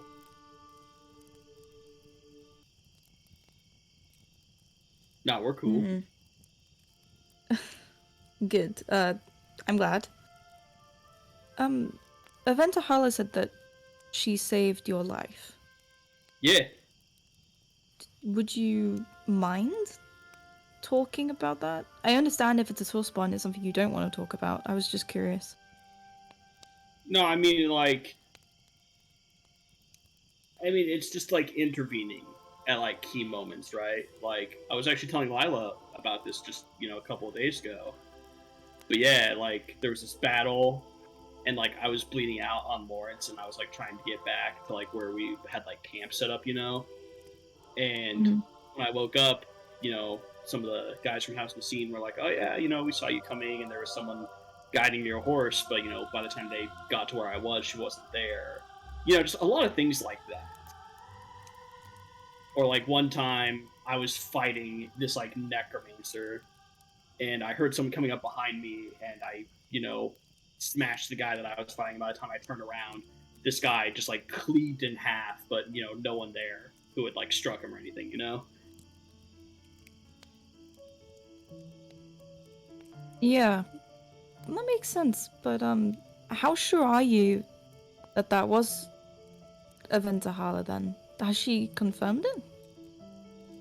I mean, she kind of just did, but I mean, you know, who else is going to step in and do something like that multiple times and disappear magically? Like, she was always very coy whenever I brought it up to her, like, hey, was that you? Like, she did one of those, like, what? Me? Never. Like, I have better things to do than worry about you. You know, she would Right. talk like that. I mean, just cause, like, Yuri points to, like, her tattoos and stuff. So, they used to be red. They weren't always this kind of whitish gold color. And Asmodeus spent a lot of time uh,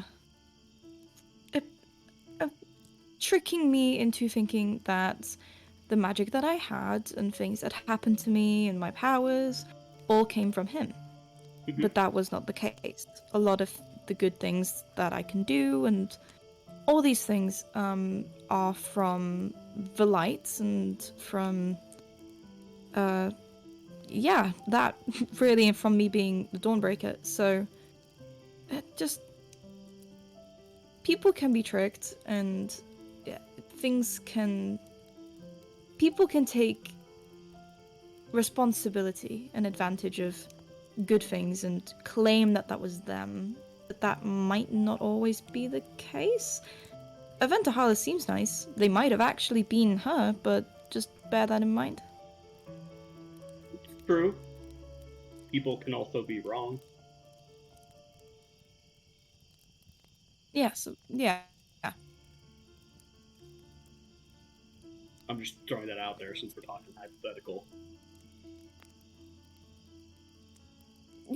Yeah, I know.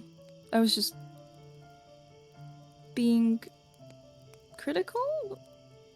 Just bringing up experiences.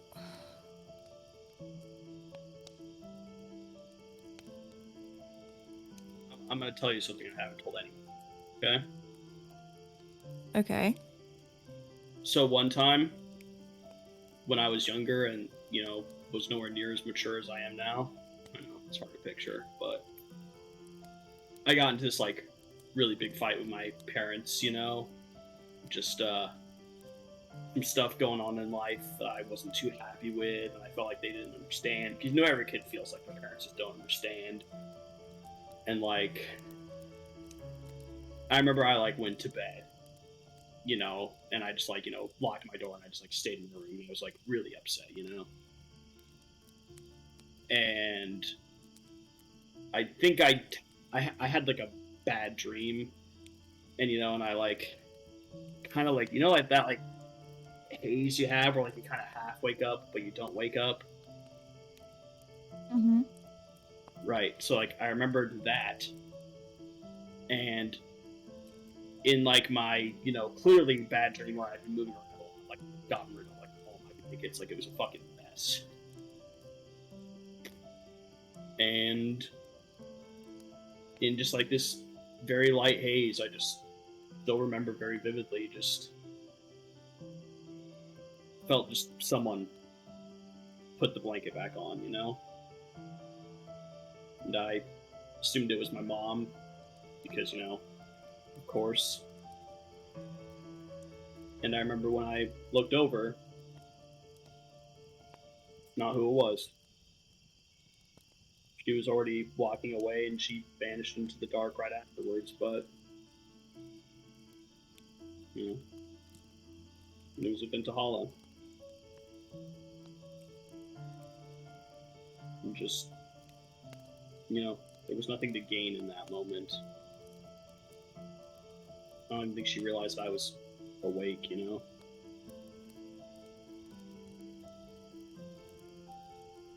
She cares a lot more than she lets on.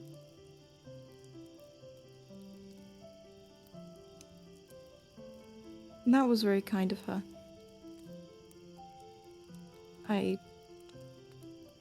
It's hard for me to imagine something like that coming from a devil, but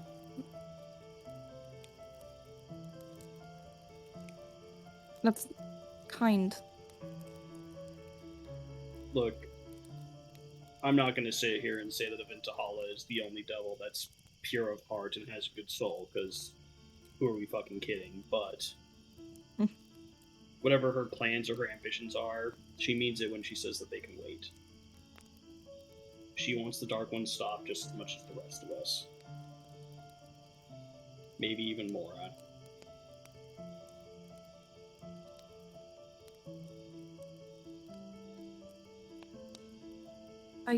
I think I can believe that. I guess we'll just need to wait and see. I don't know. Asmodeus said the same thing. But you're right, that was day, so it's not exactly the same.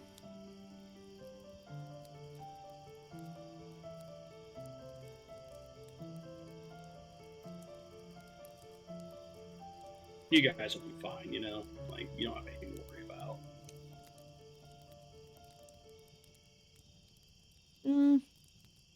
You sound real confident about that. I mean, look at what you're capable of. I mean, you're the Dawnbringer. No one's explained what that means to me yet, by the way, but it sounds important. Oh, I should probably explain that. Lucky's probably in his dog form, like by the fire or something. Oh, So she'll yeah, just have hey. him, like, come over for a second and become, like, the spear.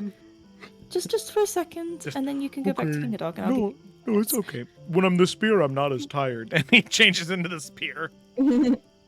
Thank you. Okay.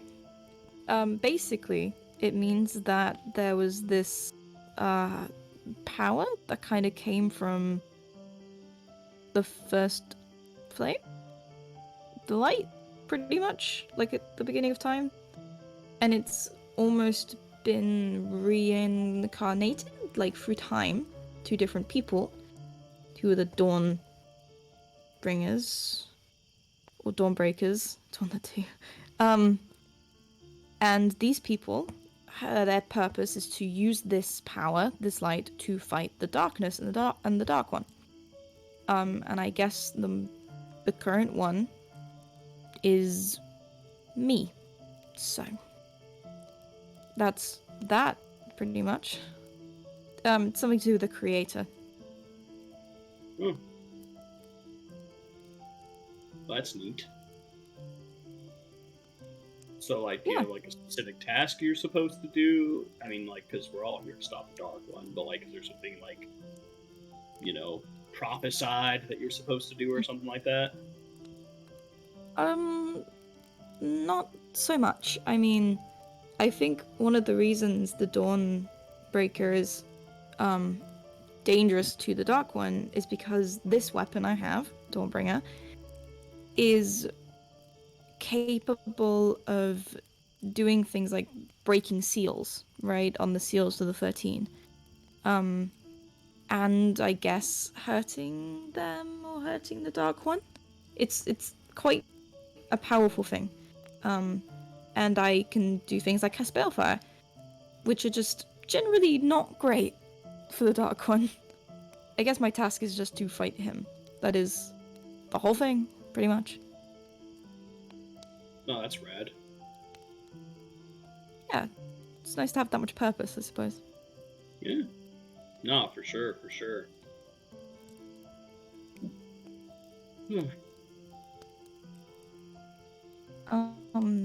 And you're just, you're fighting the Dark One. Yeah. Because your order, sent you to? Yeah, and it seemed like a good cause when they explained it to me. But it is, so, I mean, yeah. I mean, we're all really glad to have you here. Things people have been saying have been very positive, and if anything, I think Nalfion is glad to have another dance partner as well. Oh, good, yeah. He's very light on his feet for how tall he is. Yeah, surprisingly so. By the way, are you two like a thing, or like are you already married, or like what's the deal with that? Like, are you also a forester, or like I'm confused about the relationship? No. I'm not a forester. Me and Nalfion aren't married. Okay. We are. You see, she kind of like squints and kind of looks up. Sort of a couple. I don't know how things are done over here. How are you sort of a couple exactly?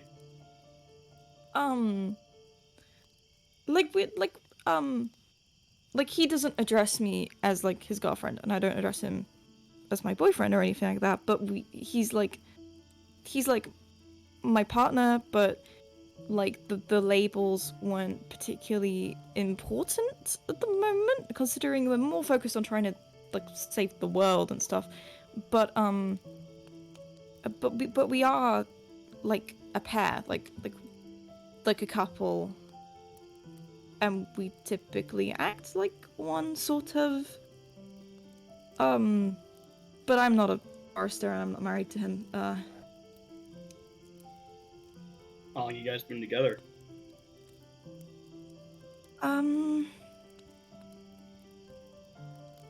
How long's it been since we were in Wheat Hill? Since you were in Wheat Hill, that is a great question. I actually can give you a very accurate date for this. Oh shit, whoops. I changed the date on accident. Okay, the Forerunners arrive at Mykonos. Forerunners leave for Wheat Hill. The Forerunners arrive at the Crooked Hat Inn. I'm getting there, promise. The Forerunners encounter the Dreamseeker. Okay, Forerunners arrive in Wheat Hill. It was the 4th, so it's been 2 weeks. Oh, it's not as long as I thought. Okay. Okay, she's gonna go, well, we kind of had like a weird, flirting thing like months and months ago, and then it kind of stopped, and then we kind of weren't talking, and then we were talking again, and then he actually kissed me like ages ago, and then we just never talked about it until eventually we got to Wheat Hill, and then we kind of talked about it, kind of not. So we've technically been dating 2 weeks. You see, York just has this very kind of like, expression on his face, like he wasn't sure what the answer was, but he's like, okay. I don't know. Maybe ask him. I'm not very good at this. He's dated so many people, and I literally have dated no one except him. So. Okay. Yor just kind of looks off to the side again, just not knowing how to respond to this answer that he really wasn't expecting. Well, I mean, obviously, you do you. That's fine, but I think titles are important. Maybe it's good for you two to kind of clear up and figure out exactly what you are. At least that way you know. Yeah, I mean, titles, I think. Actually, I think labels are kind of important, but we've got a lot going on, and I didn't want to kind of put extra pressure and extra anxiety and extra stress, on trying to figure all that out, because he seemed very much let's just go with it, and then we'll just we'll do this, and then whatever. But I was just I don't know. So I've never done this before. So you have a lot going on. So you're gonna ask him once the Dark One's defeated. That's your plan? Yes. Yeah. Assuming we live that long.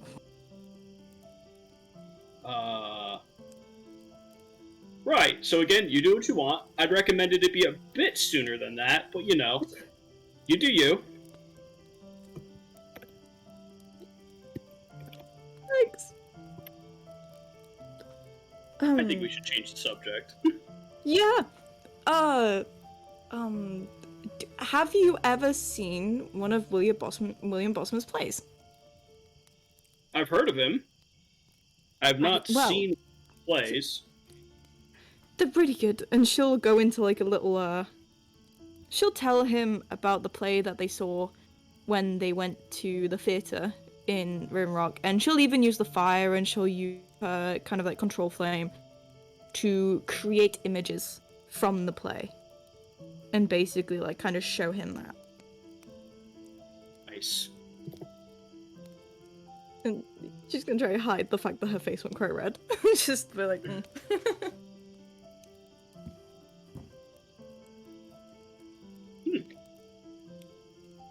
Well, maybe we can all go sometime.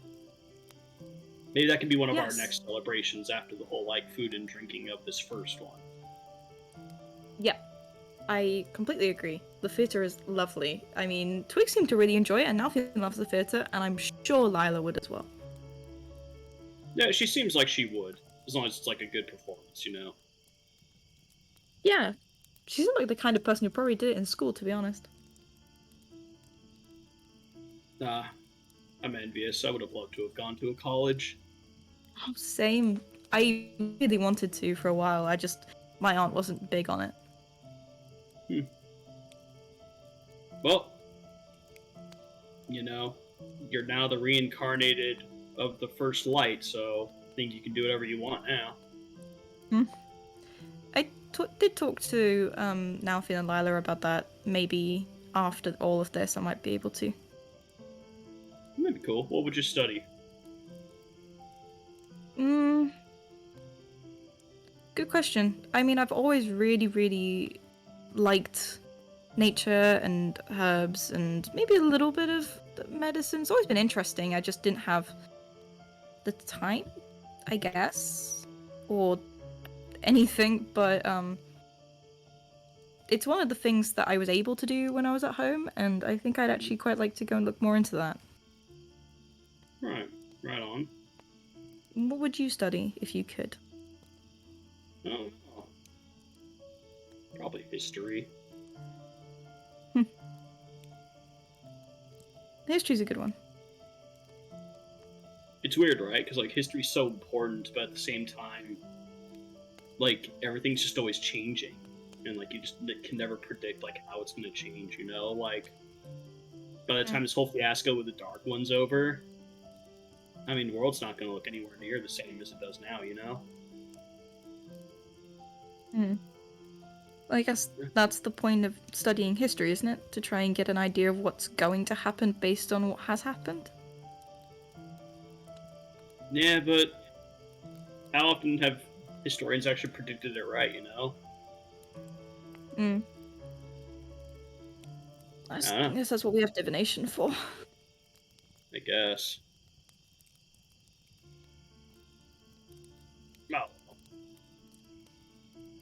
Oh. I don't think York has anything else to talk about unless you do. No, I don't have anything else. Alright, cool.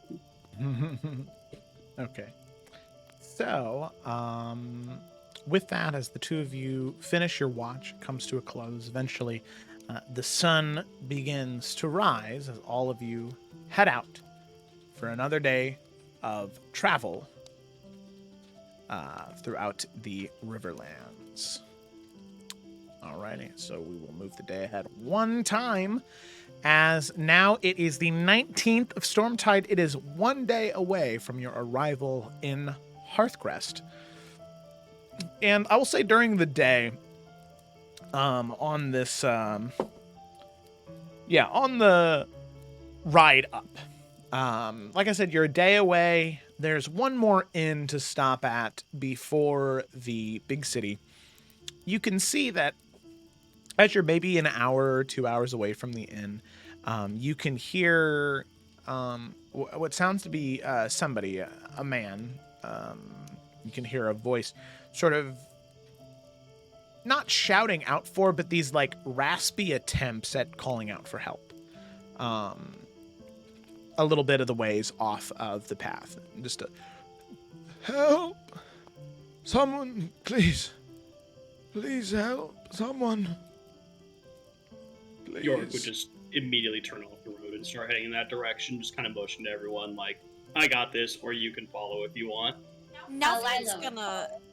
Delphine's gonna like raise a hand first before York can leave, and he's just gonna do a quick scan of like the trees. Because he's seen this before. Yeah, go ahead and make a perception check. Yeah. Like, well, hold your horses there, buckaroo. If Can you As a now hear natural- being... Oh, sorry. Everyone No, it was talked Twix to me. night. Everyone didn't. Everyone talk at the same time.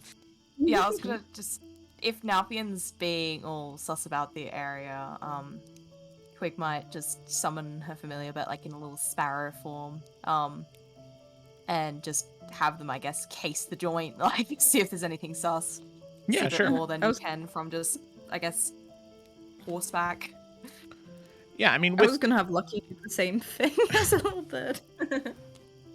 so yeah, both of you would be able to see. Twig, you get the information a little bit faster because the bond is telepathic. Sadly, Lucky has to go look and then come back.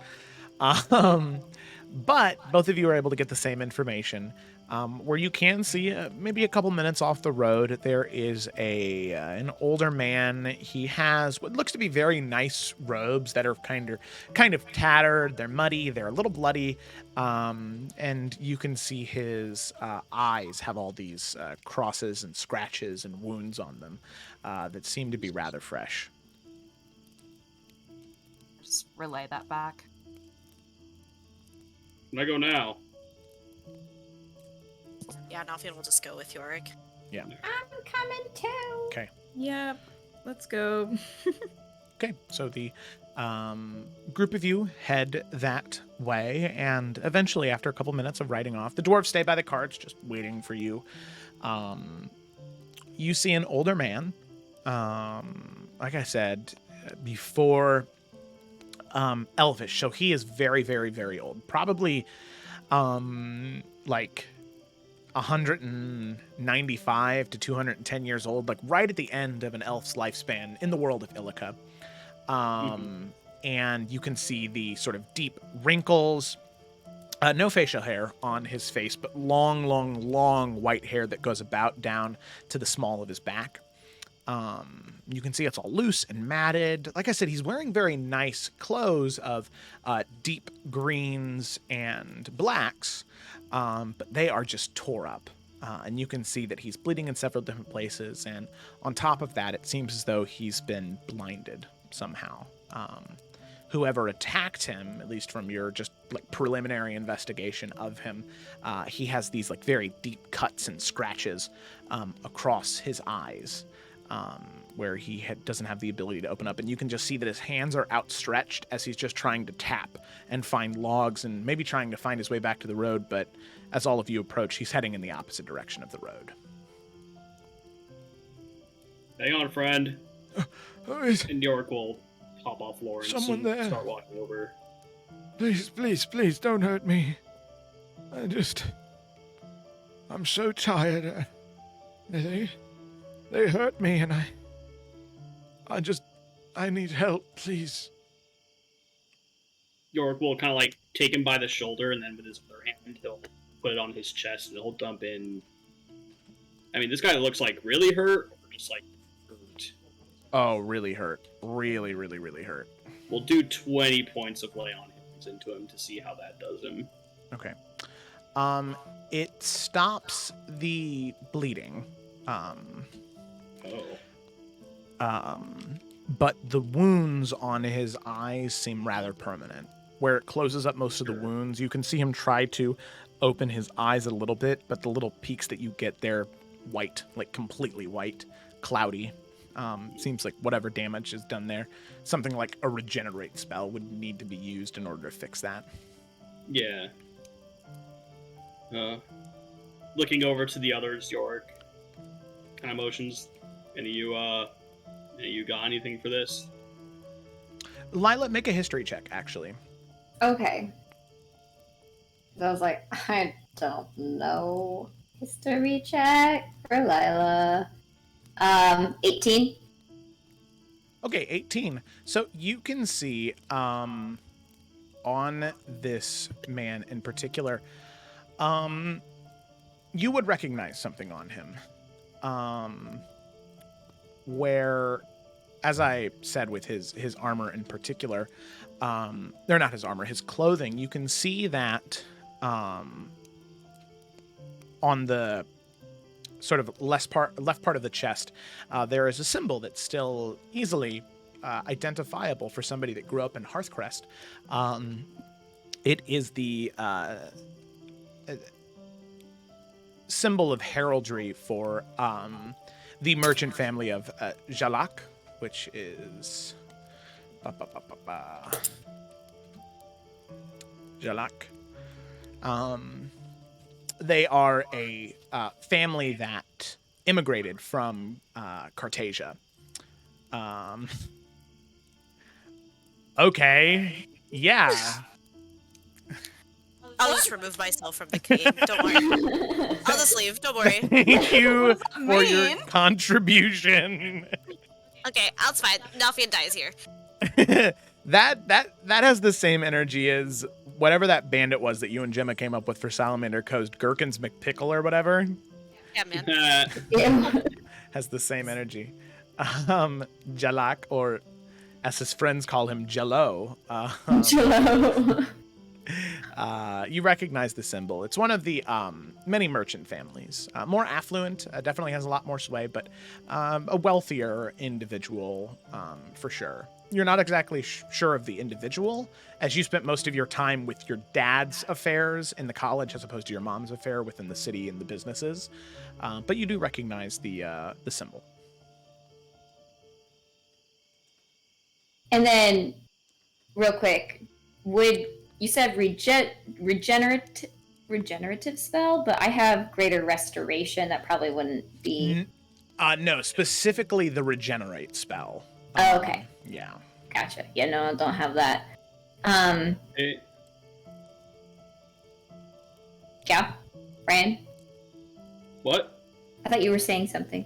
Nope, I said okay. Oh, okay. She will say, were you trying to get to Hearthcrest? Are you of the family Jalak? Yes, I am.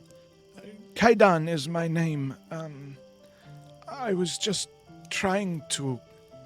Well, I was trying to leave the city. I was going to. I was going to head back to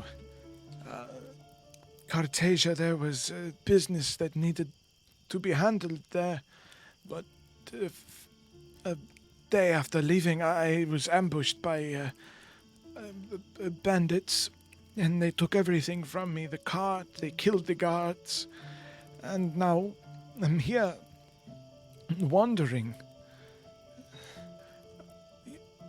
Well, I know you were on your way out, but we're going to take you back to Hearthcrest. You can actually get help there. Unfortunately, I think what my friend did is the best we can do right now, but we need to get you somewhere where you can be taken care of. Thank you very much. I would be very appreciative if you would be willing to take me back to my home. Did your attackers say anything when they did this? Did you hear any names? Hearing. I remember, I was in the cart and they demanded that the driver stop. I then heard, several arrows fly, swords clashing, bodies thud. Then I heard the door tear open, and I felt the sunlight hit my face. And someone asked me to give them all I had, and I did.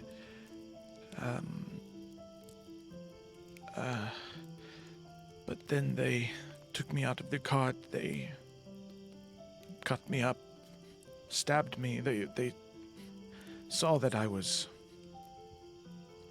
always been like this. My vision has never been this strongest, so to speak. But they saw that and they decided to make sure that seeing was never something I'd have to worry about again. So, then they tossed me out into the forest and said good luck.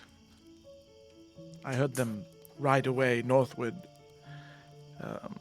away from the city, but other than that, sadly, I do not know much else.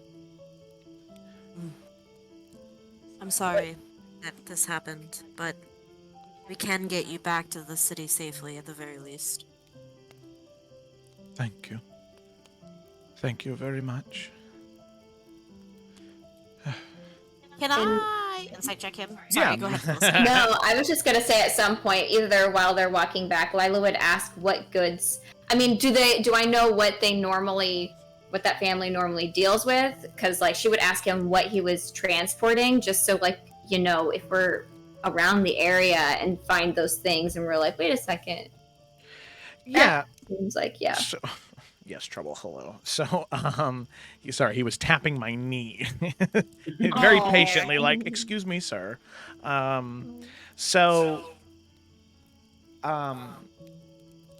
The merchant house of Jalak, they typically deal with importing goods, specifically that of fine silks and spices from Cartasia.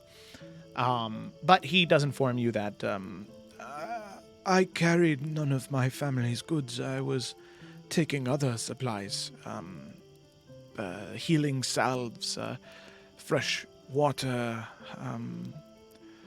warmer winter clothes. You see, I've been receiving strange information from Cartasia.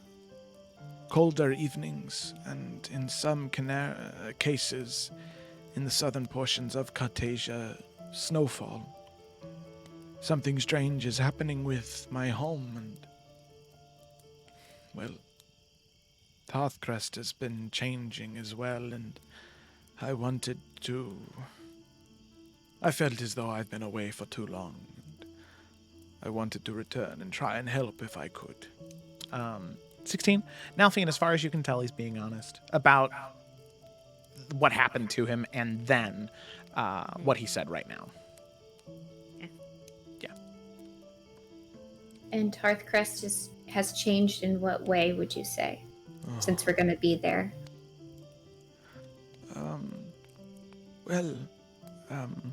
I'm not sure how familiar you are with the city, Well, I'm a Tatiana, so try me. Oh my goodness, I did not know. I It's am okay. so sorry. Are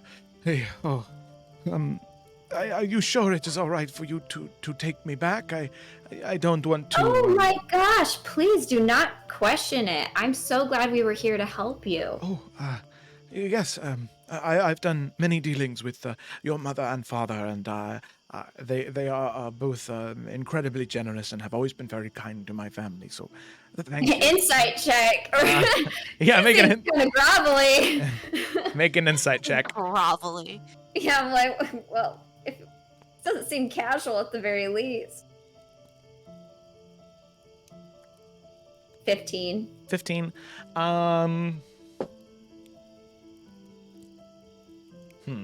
Yeah, no, he's not being super honest. You know the reputation of your mother specifically, where she has treated you specifically in a very similar way to your father. And if so, it's been a little worse than that because she was always away. But your mom is a businesswoman, and there's a reason why Tatiana is such a respected house name and one of the longest lasting names in Hearthcrest, because your mom does not take shit from anybody. And so this is like your name in Hearthcrest with other merchant families. Just from the way you're interacting with him, it reminds you of the little bits of time you would spend in Hearthcrest. Where your name, the Tatiana name, has about as much sway as the Hornwood name. The lords and ladies of Hearthcrest and the Riverlands. So the other merchant families know that a deal with the Tatiana name goes even a little bit further than a deal with the Hornwoods in Hearthcrest. Gotcha. Please, you don't have to worry. I'm not here to make a deal with you or ruin your reputation or anything. I just want to help you and know what's going on. Yes. Well, let me tell you then. And you kind of get him to the cart, and the rest of this conversation is had as you're journeying. The five of you could hang back by the carts and riding on your horses as he's sitting in one of the carts and telling you what exactly is happening.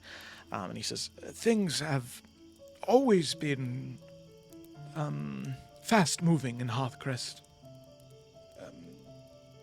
Recently, though, it has been more cutthroat, I suppose. The merchant families that do live there, aside from your own, the Tatiana ones, most merchant families fall in and out of power and sway rather frequently.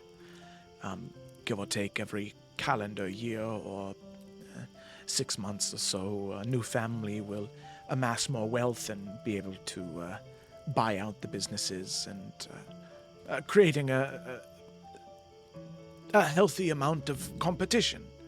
House Jalak is lucky to have been as long-standing as Tatiana, but we have our imports to thank for that. But the families have been changing rather consistently, exponentially even. There is a lot of chaos happening within the city itself. It is overwhelming, to say the least. In all honesty, it's part of the reason I wanted to go home, to have a fair bit of normalcy in my life once again. There is one merchant family who has recently come to rise. And it seems as though they are sticking, and they are here for the long haul. That is the Sananios family, headed by a very, what is the polite way to put it? fiery, determined, ambitious, Eileen. Eileen. Eileen. Ellie. Sananios, yes. They have been,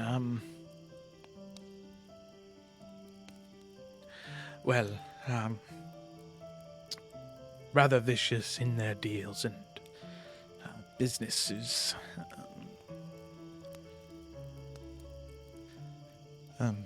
especially considering their arrival was just that of a week or two ago. The world is changing rather fast, and I'm not sure if I'm spry enough to keep up with it.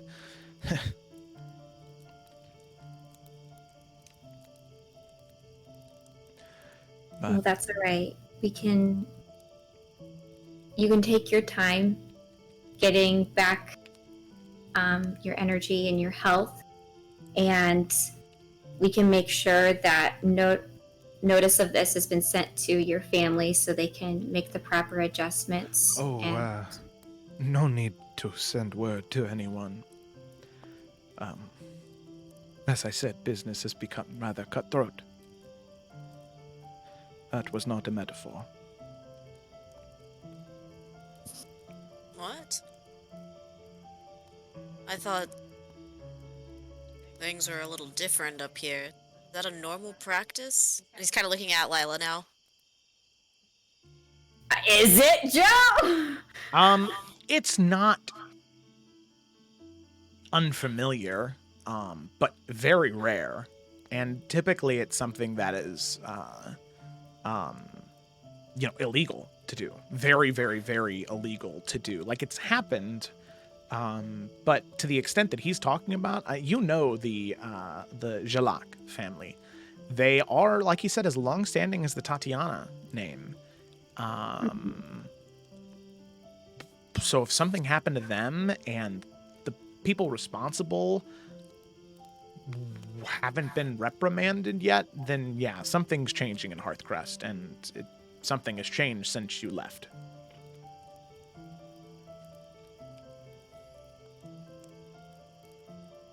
Yeah, you can kind of see that on her face. I don't know if she's gonna talk about it too much with this merchant around, just because he's already in so much distress. I don't want her to be like, that's not like us. What?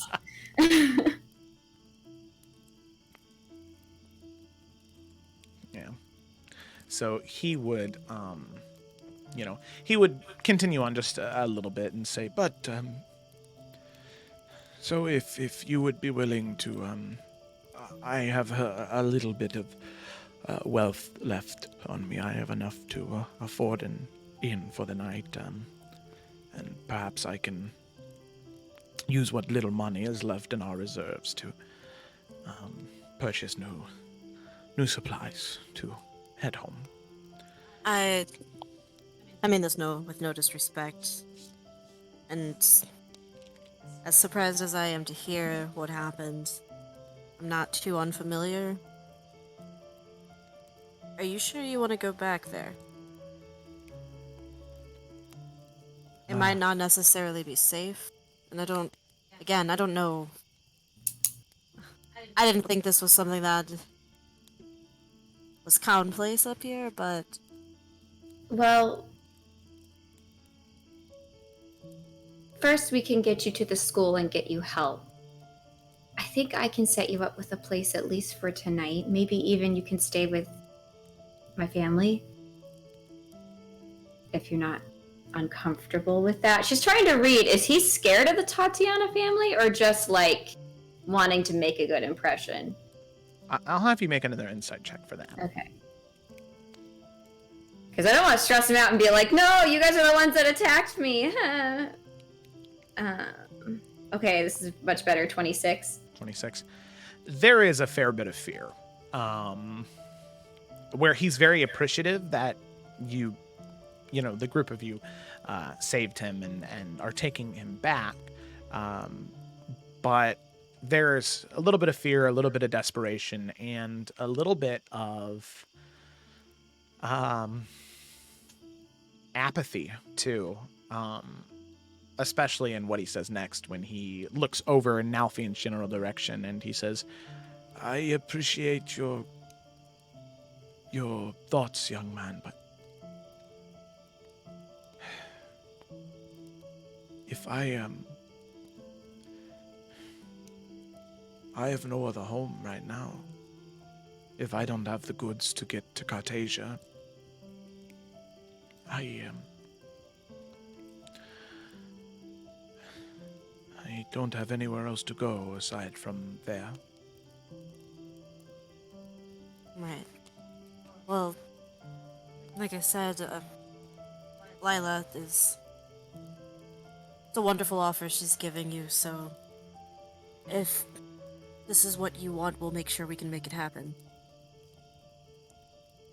If it is not too much, if you would allow me to stay within your tower, I would be most appreciative of that. Absolutely. Let me see what I can do. You're not in the best shape to be traveling at all right now, but I also really respect wanting just to go home. and he nods. Let me figure something out for you. And he nods, and he'll just kind of lay on his side and try and rest a little bit. When he's like out of earshot, now he's gonna kind of like go over to Lila, just kind of pull her aside.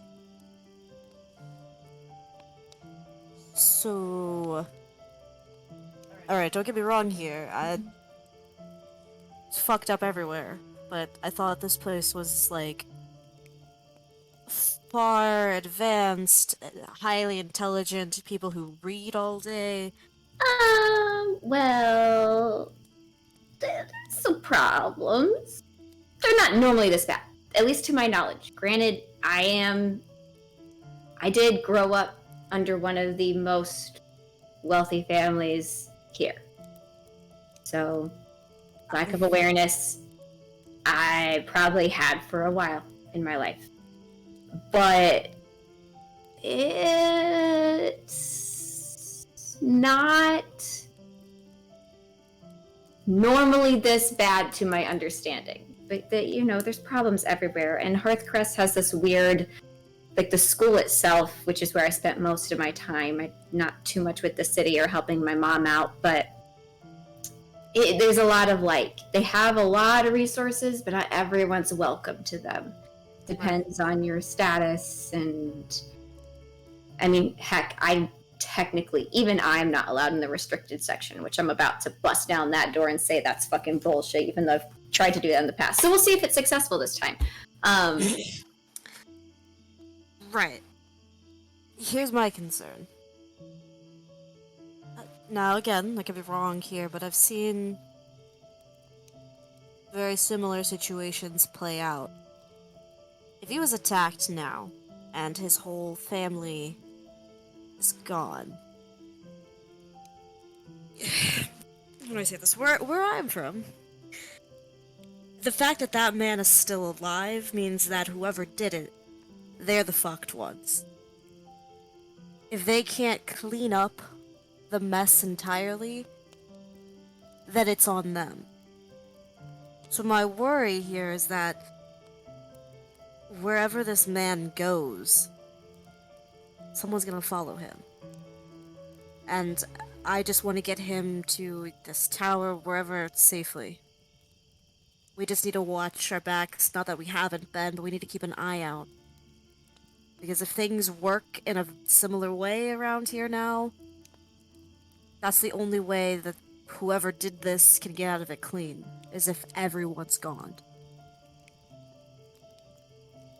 Does that make sense? Blind. Doesn't matter.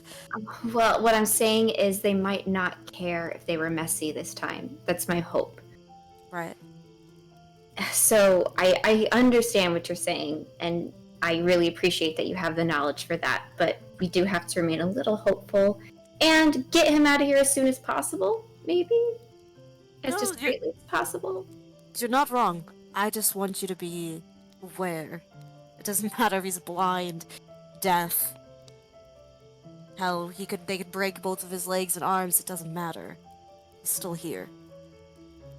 Let's get Okay. him back. We'll stay hopeful. I just keep your eyes open. Okay, yeah, we just need to get him care, get him to the tower. I'll talk to... I doubt my mom's around, so I'll talk to my dad. And we'll figure it out. And I can be there when that happens if you want. She'll shrug. We'll see how it plays out. Fair enough.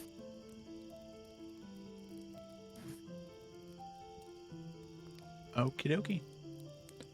So, with that, the 5 of you continue on your journey to Hearthcrest with the new knowledge you have of something not exactly being right there. Eventually, the Thursday comes to an end as we eventually decline into the evening, and as the sun begins to set, all of you go through your watches. Is there any conversation that... Are there any last conversations you all would like to have before you arrive in Hearthcrest in the morning? Yeah. Yuri wants to grab Lila. Okay. You got it. Okay. So at some point, either for that watch or like whatever, she'll kind of like get Lila. Maybe when Lila's writing her dissertation and Yuri's just kind of like strumming, she'll say, "So we're nearly in Halfcrest. How are you feeling?" I mean, I spent my whole life there, so it's kind of excited to go home, see Belle, show you guys around. There's a lot of fun things to do. Kind of anxious to talk to my family, but that's normal. Kind of anxious for this man and a little confused. But I'm alright, you know? It's what you do. I'm used to it. This is kind of just the everyday a little bit. I'm coming back to normalcy, I think. We'll see. Maybe? Yeah. Whatever happens with your dad, I mean, you know that we'll be here for you for it. Just remember that, because I know it can be rough. Thanks. Yeah. It'll be fine, whatever it is. I just need him to understand what's going on in the world. Not even just with me. I've kind of given up that at this point. It matters, but it doesn't anymore. It doesn't matter to me anymore, I guess. At least I think it doesn't.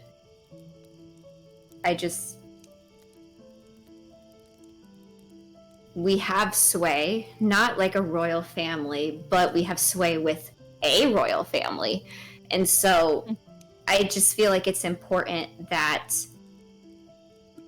if out of all of my life and all the power I've been given through Corellian and the people I've met, I was born into a privileged situation and I need to use it. I just need the people that gave me the privilege to fucking listen. So. And I'm sure you'll make them listen. It'll be okay, and we'll be able to use your name to help, I suppose. Between this party, we've got a lot of very influential names, apparently. Yeah, we got some sway here. Yeah.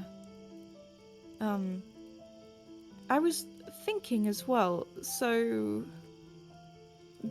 this new person that arrived, this new family that's been causing havoc in Halfcrest, I don't know how to say that. Eos? Yes, there you go. Weird timing, right? I mean, I was thinking that too. a few weeks, very young woman is heading it, and some Iverion. guy loses his eyes. Mm-hmm. I'm not surprised you thought that too. I just didn't want to assume. But maybe you should disguise yourself. No, wait, she can see through it. Never mind. Doesn't Yeah, matter. and I can't do it anymore. Yuri, like, You're kind right. of, like, looks as if she could try to, but then nothing happens. Yeah, I kind of lost that. Yeah, you gained a lot of other cool things though, so I guess it was worth it. Yes, true. Yeah, there's no point. She can see through things like that. Probably thanks to, I don't know, Parido. Probably. Probably. Ugh, this sucks. This is stressful. I thought this was gonna be fun. God damn What it. part of this did you think was going to be fun? Seeing my sister, showing you guys around, there's so many cool Okay. things. Those are still going to be fun. Yeah, but now we have to be careful. We always have to be careful. But more careful. Also, Mm-hmm. I don't know if we would have filled the party in already. Maybe we did, but she was going to fill Eurydice in if we hadn't yet about reading the mind of Aventahala and just make sure she's up to date with that. But if we already updated the party in general, then I can skip that part. But if we haven't, she'll do it now. Do you mention at all that you were potentially not going to tell Eurydice? No. I don't think so. Okay. I guess she'll just listen. How sure are you that she can't manipulate that, or, like, make you see particular things that she wants you to see? I guess to be fair, I don't. It's not a spell. It's from Corellian, a specific gift. I have like a few that are just things he lets me do. So that makes me inclined to think it has more strength, especially against like a devil. But I agree. We should remain skeptical. I honestly am uncomfortable with trusting her, but right now it seems like we can.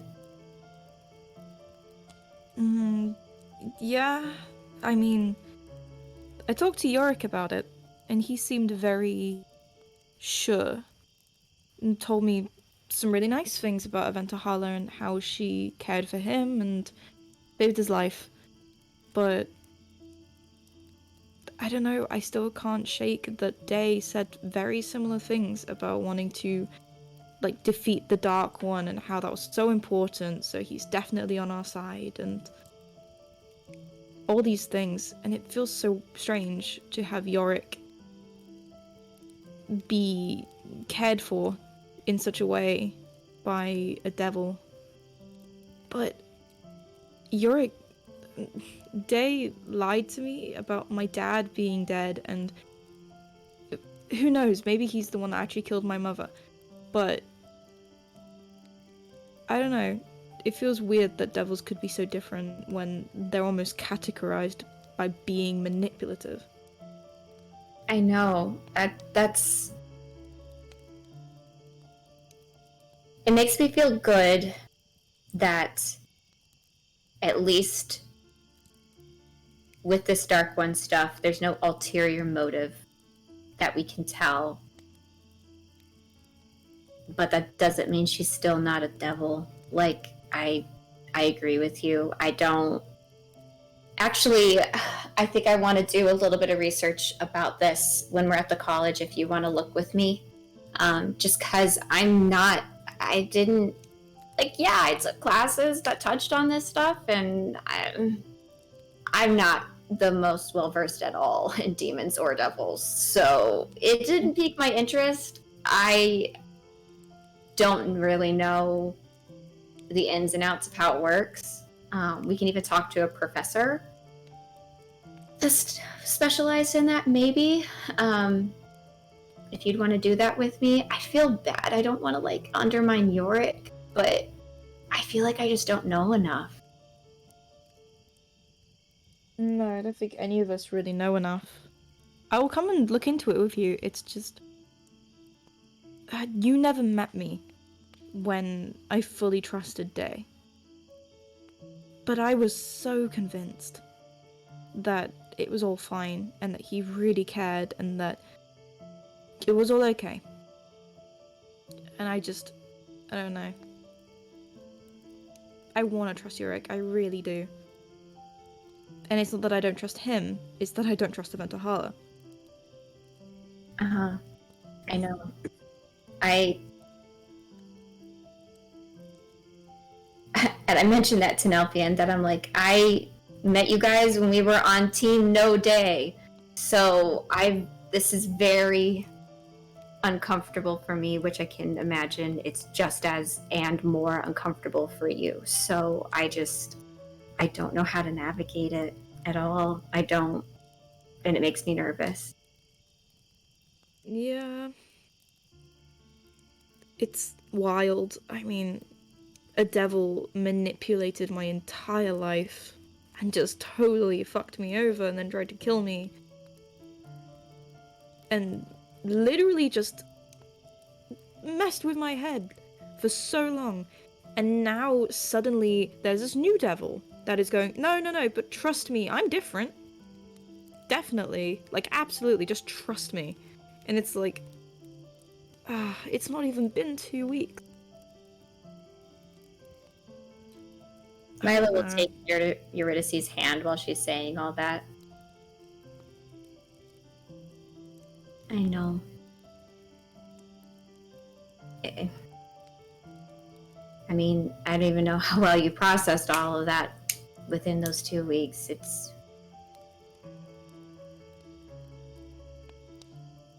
very fresh. And I'm also surprised at his demeanor towards her, even if she's been saving his life a couple times or whatnot.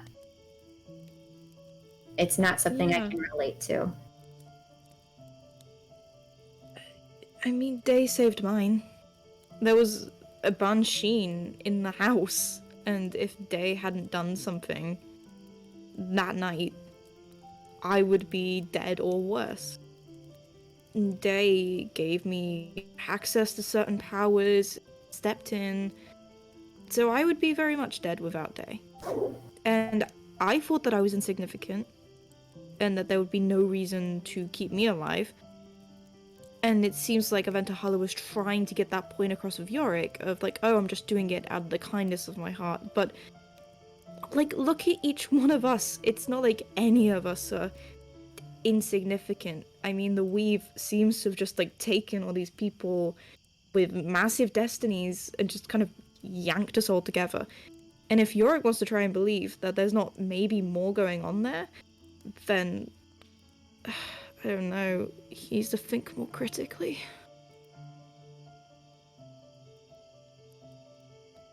I think it's been about a week since knowing him, and we've only touched the surface.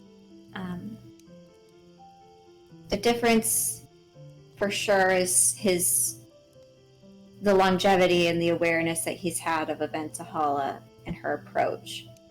So though it is similar, there are differences, and I think getting to know him will be able to understand his train of thought a lot better. But I agree with you. I'm not sure what. I get it if her plan right now is literally that she just wants us to help her, and we're already doing the things that she wants. But on the other hand, I'm bracing myself for the thing that she'll want us for next, or during, or whenever her mind changes. Because there is no deal, which, yes, in a way, makes that more free, but in another way, there's nothing tying her to help us. For sure. And not that I want to make a deal with her. That is not what I'm insinuating. All I'm saying is it's too loose. I'm nervous. There's not a deal with us and her, but there must be one between Yorick and her. I mean, yes, he's a tiefling, which means that she already has, like, some kind of grasp on his soul.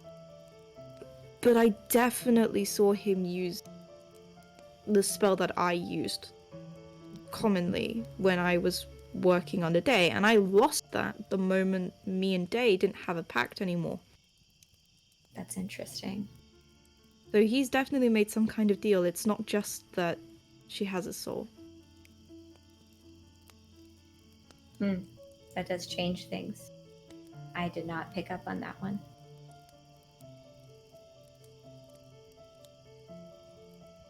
We need to figure him out, but I'm glad we're on the same page.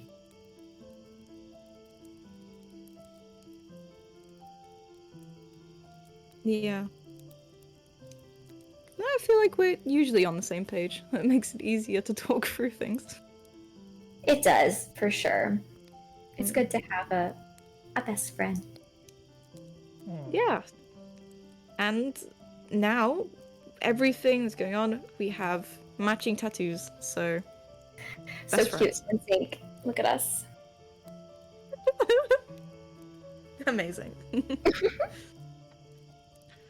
All right. With that,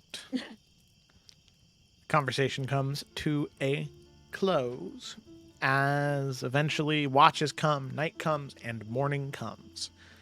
And as the morning comes, all of you wake up, you saddle on your horses, pack up your camping supplies, and you begin to head towards Hearthcrest.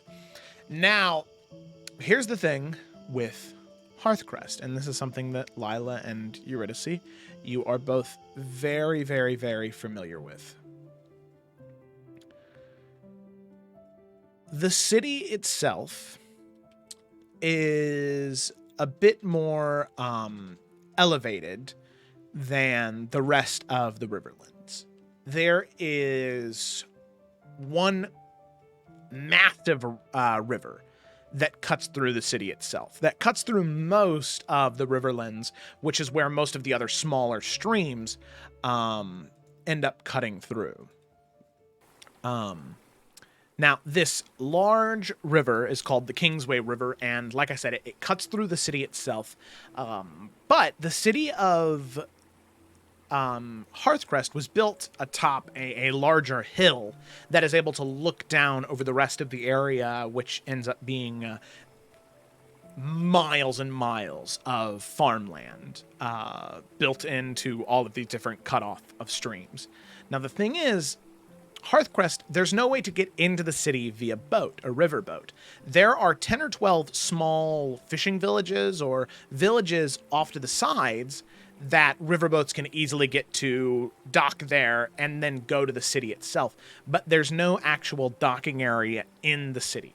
All of the supplies, all of the goods need to come through one of the 4 gates to be checked, to be vetted, and then they're allowed into the city.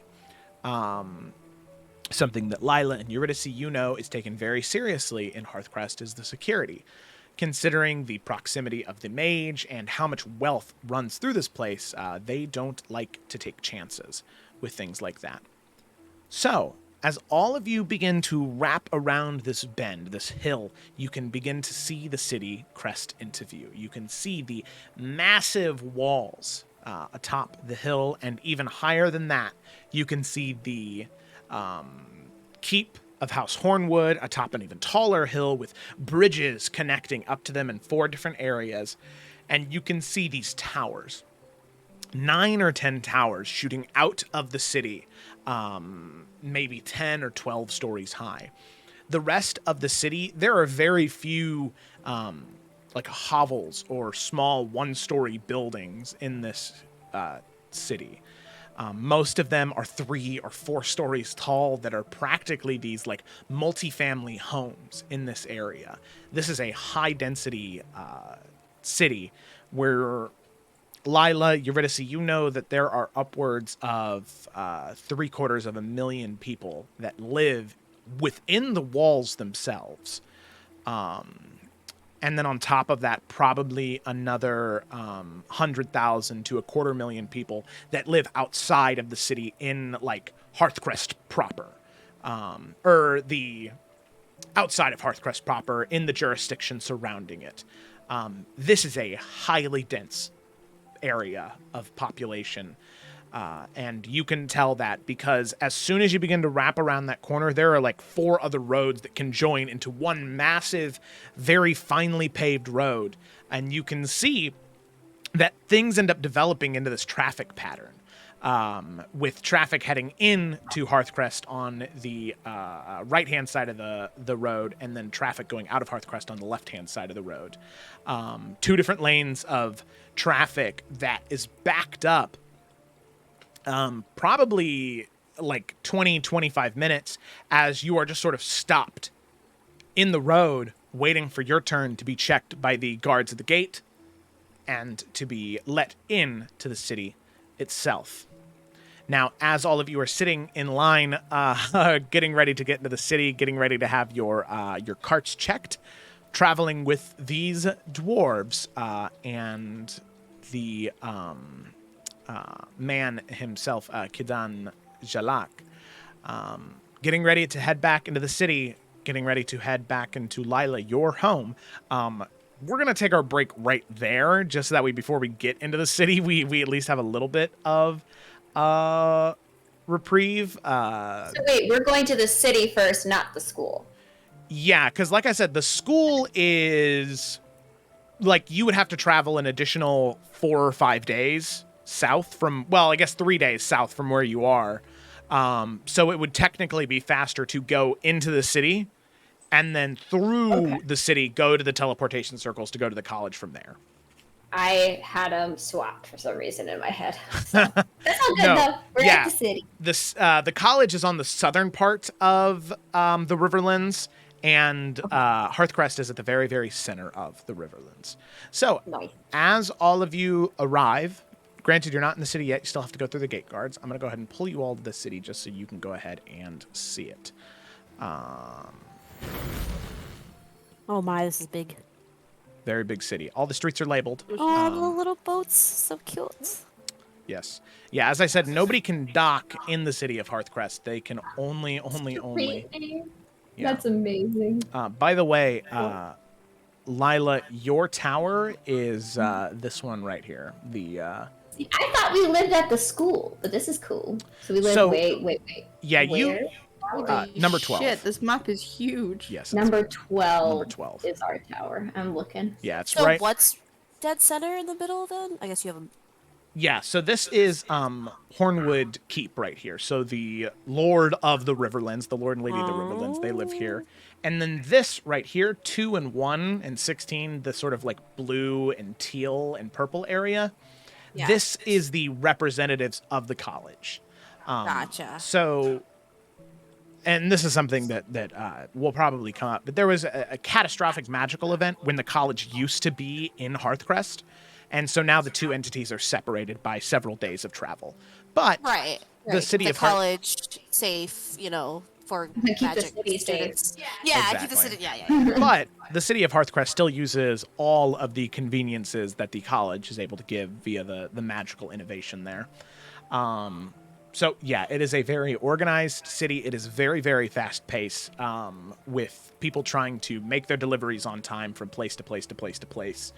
And yeah, so Lila, your dad has his like headmaster's quarter, which is a living area that's given to him because he is one of the headmasters of the college. Okay. But your like housing that your family owns, aside from your 2 vacation homes, your permanent residence is number 12 here, right on right at the intersection of Hornwood Boulevard and 2nd Street. 1212 Hornwood Boulevard, Hearthcrest City, Iverion. Yep. Don't know the zip code, but Exactly. You got it. Yeah. So feel free to look over the map on the break. Like I said, we're going to take a quick 5-minute break just that way I can get some water because I am parched. So thanks for watching so far. Hope you have enjoyed. I know I have, and we will be right back. Now.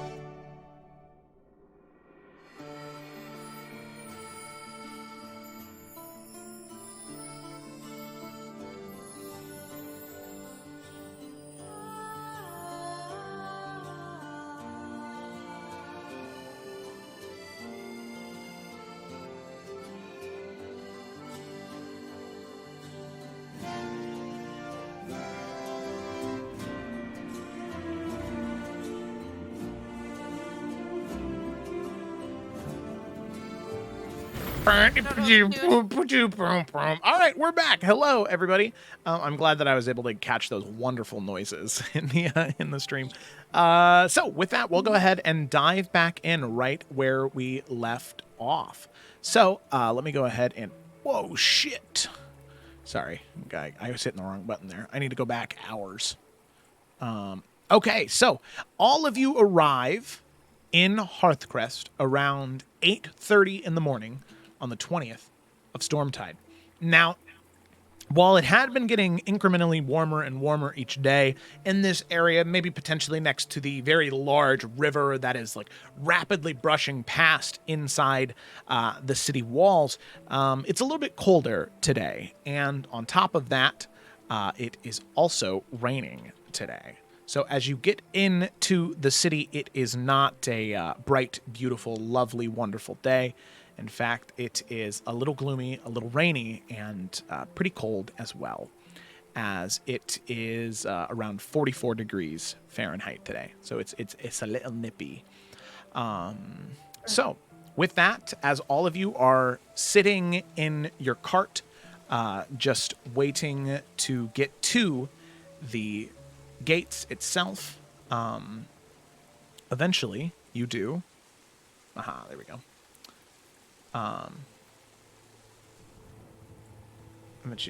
Thank you, Gemma. Yeah, if you could just be on conversion duty for me, that'd be awesome.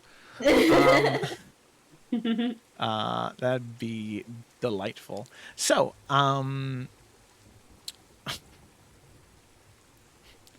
what is? I've never seen that face before. That's an interesting one. Either. Gemma has evolved. She's using new emoticon faces. That wasn't me. That I just really fucked up. She's evolving. Oh man. Okay. So all of you eventually do make your way up to the gate. As you stop, you can see this is not a Wheat Hill situation or a Midglen situation, where the guards seem to be comparable, but they are accentuated by other sort of additional infantry to make the area seem scarier or more well-enforced than what it is. No, this area in particular, the capital of the Riverlands, they take their security very seriously. You can see that atop the walls, which stand about 25 feet tall, solid stone, laced with metal in certain areas. Oh, wow. Look at those faces. You can see there are clumps of 5 guards in a row of 2, and then 1 that are able to walk back and forth across the gate and the walls. The walls themselves are not just that 25 feet tall, but they're also about 10 to 15 feet in thickness. So these are some chonky walls, to say the least. And you can see there are probably 15 guards that are standing in front of the gate, as well as 5 different mages from the college who are given the honorary heraldry to wear of that of House Hornwood, which is a field of white trimmed in green with a green stag on its hind legs standing. So, his faces are getting out of control. This chat's getting too weeb for me. So, as you get to the gate, you can see there is a guard, a dwarvish woman, maybe in her 70s or 80s. The hair is bright red, but it's starting to fringe to these like dark grays and whites, wearing plate armor and chainmail and a giant shield, and then this like massive hand crossbow in her other hand. And she sort of waves to all of you. Stop, please, if you would. As the 2 carts full of dwarvish lumber, and then your cart of camping supplies being led by who? Nalf would be at the front. Nalf? Mm-hmm. Okay. Lila could hop up there and join him. Okay. All right. So as it is raining, as all of you are entering into the city of Hearthcrest, the dwarvish woman stops all of you and says, please stop. You there. Young man on the horse and young lady right behind him. What business do you have in Hearthcrest? And before you can talk, she says to the two guards that are next to her and one of the mages, go check out their materials. And you can see no questions asked. They don't ask to check your belongings. They just start doing it. Well, they actually are accompanying me home, to the Tatiana home. Just got back from a trip.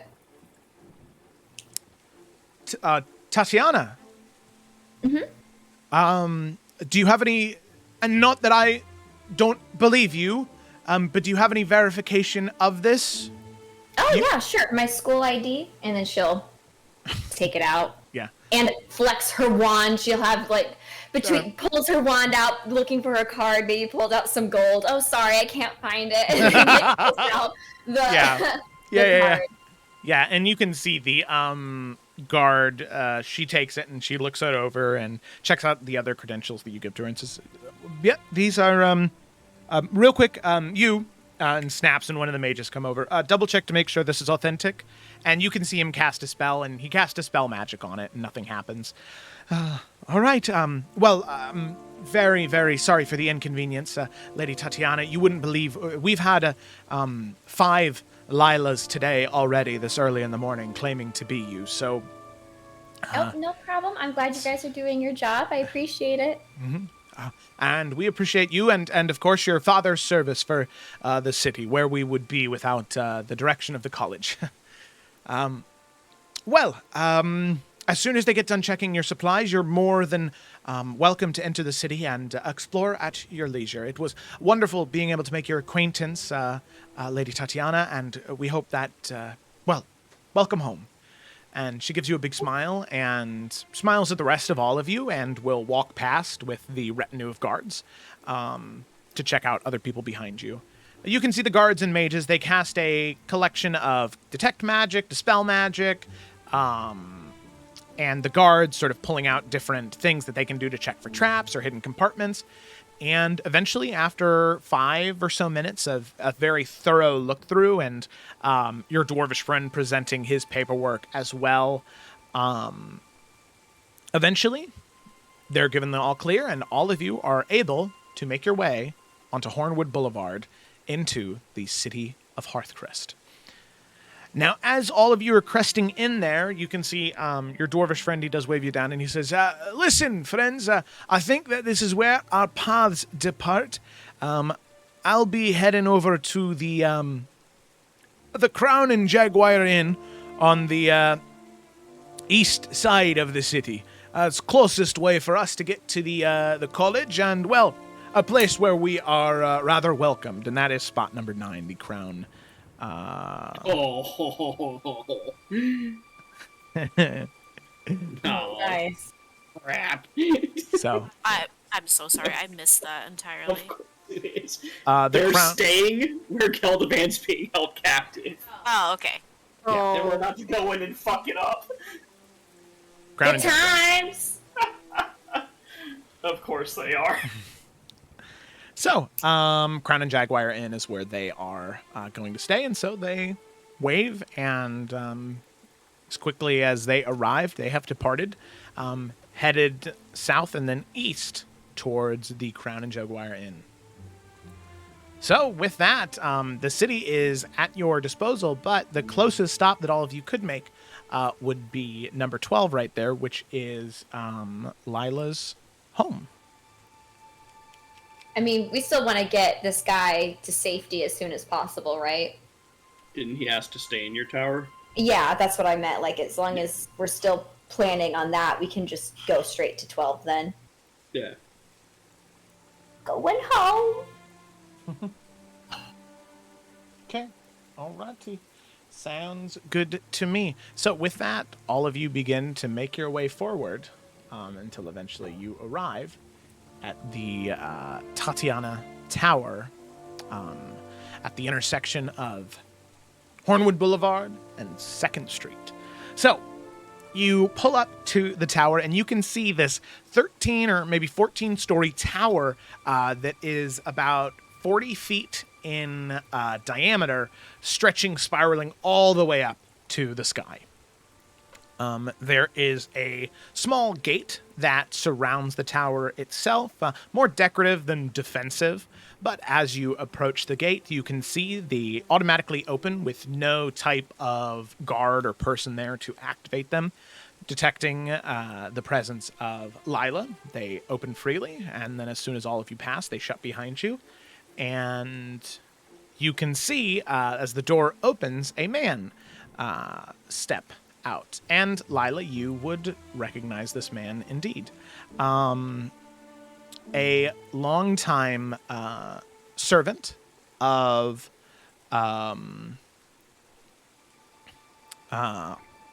the Tatiana merchant name, Alfred. As you can see. Yeah, I got an Alfred. Yeah. Hey, be careful, because you could have two dead parents as well, and then that's not a good combination. No! I'm not Batman.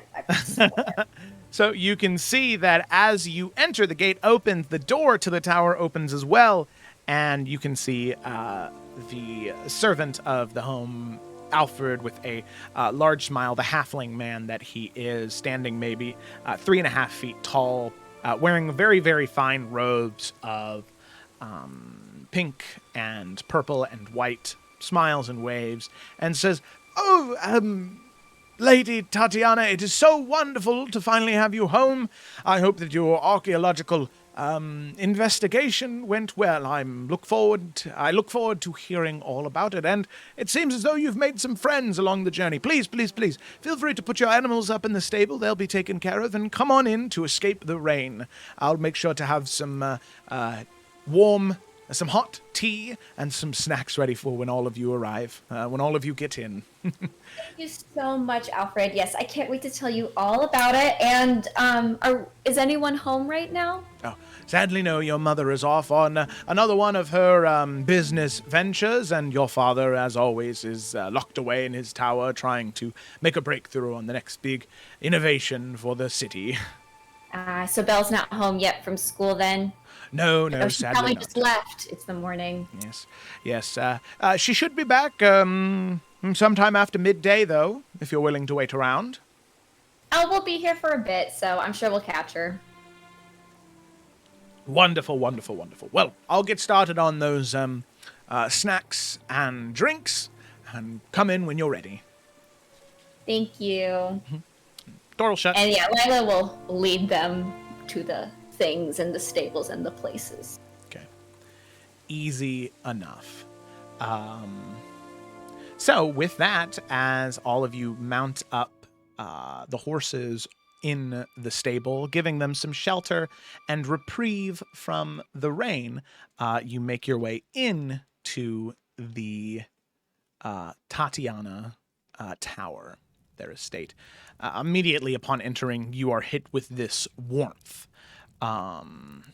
of just delightful ambient air. It doesn't feel like it's coming from a fireplace, but you can hear one. It just feels as though the entire area has been stabilized in this just wonderful, just perfect temperature as all of you enter. On top of that, there is this ambient music playing throughout the tower, lightly and delicately. It is just enough to relax you a little bit. It is a little somber, but it is just ever present throughout the entire area. And as you enter into the main first level, you can see what look to be these two massive hearths burning on each side, a set of furniture surrounding a large table, and you can see Alfred has just set down a couple of teapots and several what look to be like smaller, like cucumber sandwiches, like light food just to snack on, as well as a collection of fruit and the hot tea. And he gestures for all of you to take your seats and says, if you would please allow me to relieve you of, well, the mud caked on your shoes. I don't want to impose or overstep. I would just like to make sure the house stays as clean as it can. Just asking to prestidigitate you. Oh, Yeah, wait, no, go on.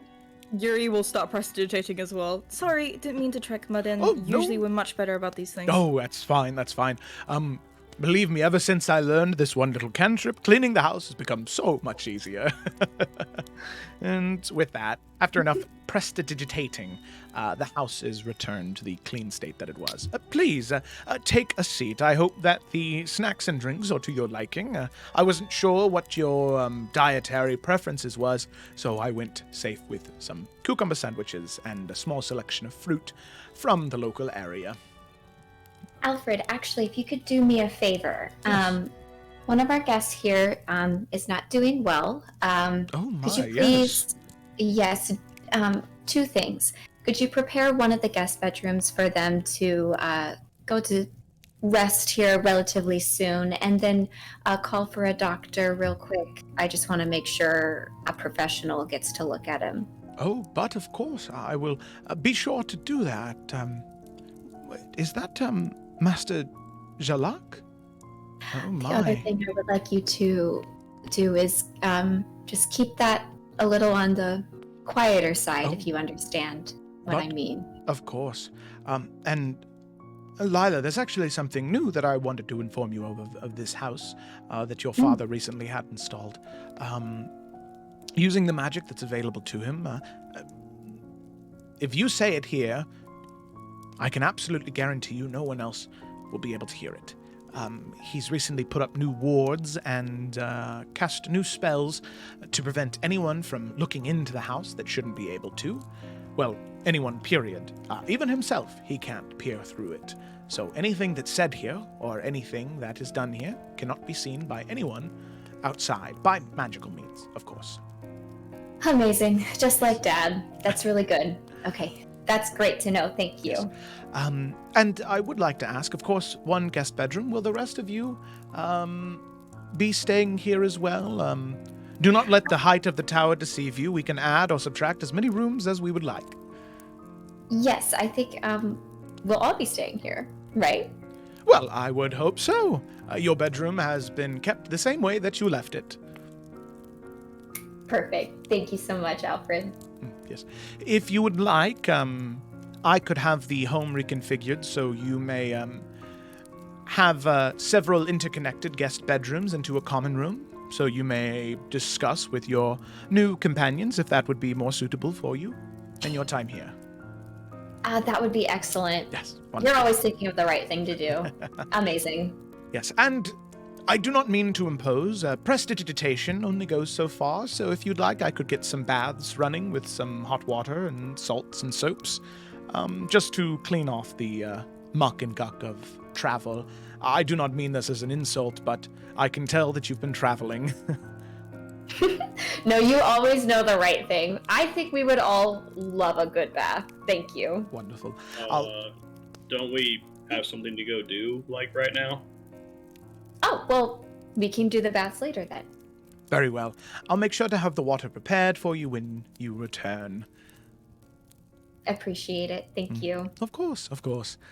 Well, allow me to set up your rooms. If there's anything you'd like me to take up there for you, I'd be more than happy to do so now. Or if you prefer to keep your personal belongings on you, that is also more than fine. Oh, I'm good, mate. Thanks, though. Of course. Yeah, Wonderful. Lila will hand him some stuff. Not important stuff, but yeah, some of the stuff Yes. she's been carrying with. Ah. She's used to this, so she's like, oh yeah, this stuff goes upstairs. Very good. Now, let me ask you a question, Lila. Do you keep a clean or a dirty room?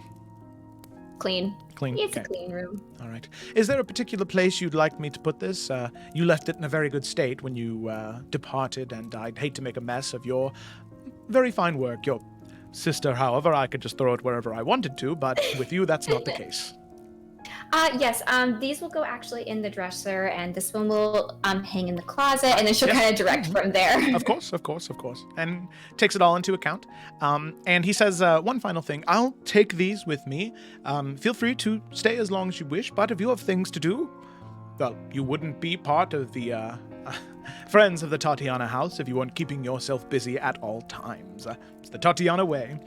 When you do return, though, should you need anything, please, in your rooms, you'll each find a small book on your desk. If you write anything in that book, a request for me, I keep a journal on me where the writing is transported into the book. So, if you need anything and you write it in that book, I'll get to it at my earliest convenience. And my earliest convenience for friends of Lila is my soonest convenience. So, please understand I am here at your service. Really, really nice of you. I feel bad. We haven't really introduced ourselves very well. It's really nice to meet you. You're Alfred, right? Yes, Alfred, and you see him with pride, like, sort of like lift his shoulders and straighten his posture. Just very recently, well, Master Tatiana has allowed me to use the Tatiana name, so you may call me Alfred Tatiana. Love it. Well, she holds out like her hand to shake. My name is Eurydice Greenleaf. It's really nice to meet you. It's a pleasure to meet you as well. And he'll, using the proper techniques of Tarkirian manners, will give a slight bow and kiss your hand as he returns back to his upright posture position. Yuri bows a little bit as well, and then she kind of looks back at the group as if, like, be nice, introduce yourself.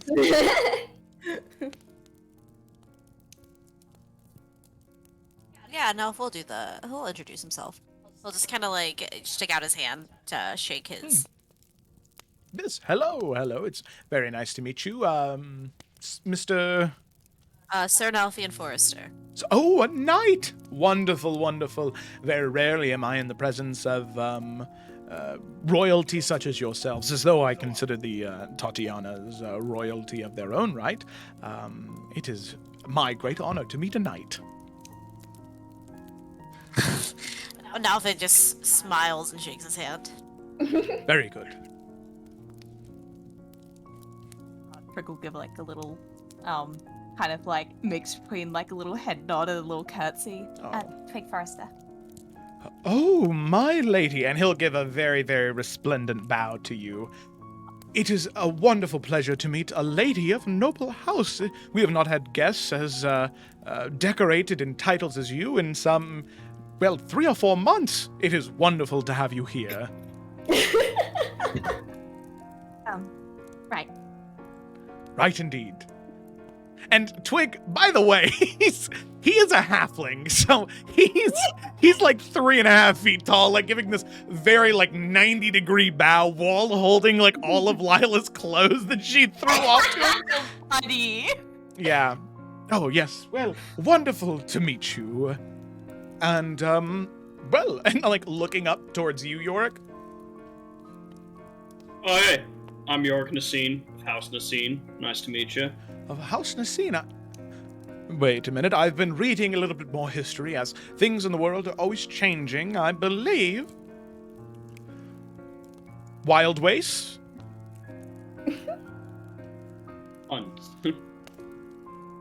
Hunt. Wild, oh, that's right, the Wild Hunt in Macavia, right? Yeah, you're thinking the Demon Waste, which is near Macavia. Oh.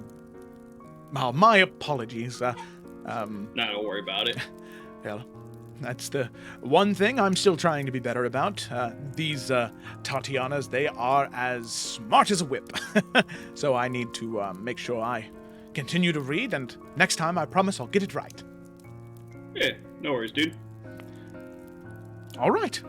Well, Yorick of House Nasine, Lady Twig of House Forrester, Sir Nalfian Forrester, and Eurydice Greenleaf. It is a great pleasure to make all of your acquaintances, but I can recognize a group of busy bees when I see them. So good luck in your journeys in the city, and when you return, I'll make sure to have more food, more drinks, and those hot baths ready. Before you go, though, is there any dietary concerns I should know about when preparing food for the rest of your stay here in Hearthcrest? Twig is a vegetarian. Of course, that only makes sense. Very well, I'll make sure to prepare some vegetarian dishes as well. Lady Forrester, are there any vegetables in particular you have a specific liking for that I could prepare?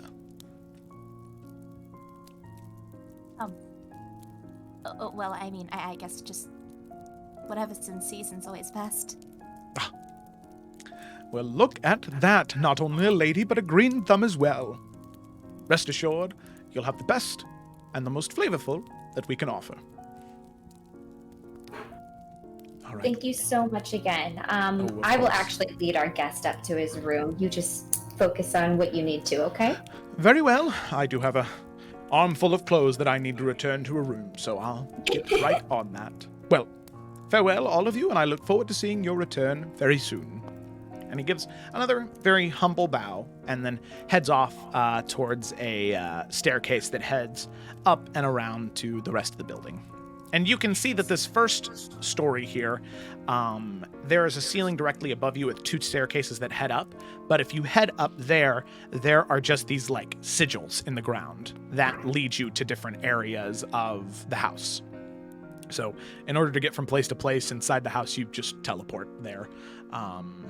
The only stairs you have to go up are the ones that lead to that sort of central teleportation room. Okay, so I don't know where he is right now.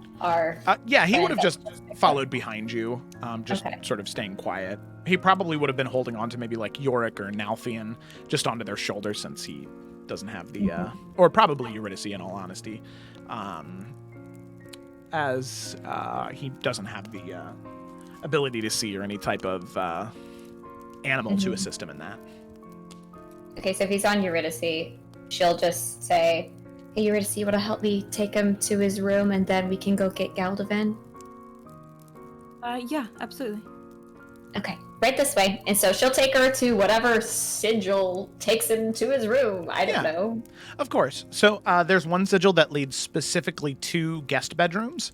And as you do, you stand atop the sigil. There's a few seconds of magical thrumming. There's a flash of purple light as you appear at the end of a corridor that resembles that of like a hotel hallway. And you can see there's about 5 rooms on each side for a total of 10. And you know which one is the nicest guest room, so you take him in there. And as you go into the room, he thanks you profusely and says, "I am very appreciative of this. And believe me, I will not soon forget it. I promise you that." You owe nothing, okay? I want you just to keep that in mind. And a doctor will be here soon to help. Hopefully we can get you in a good place. This is definitely a safe place for you. So just relax. Yes, of course. Thank you. And he'll just kind of sit on the bed and just wait as the two of you exit, heading back to the central foyer, the common room.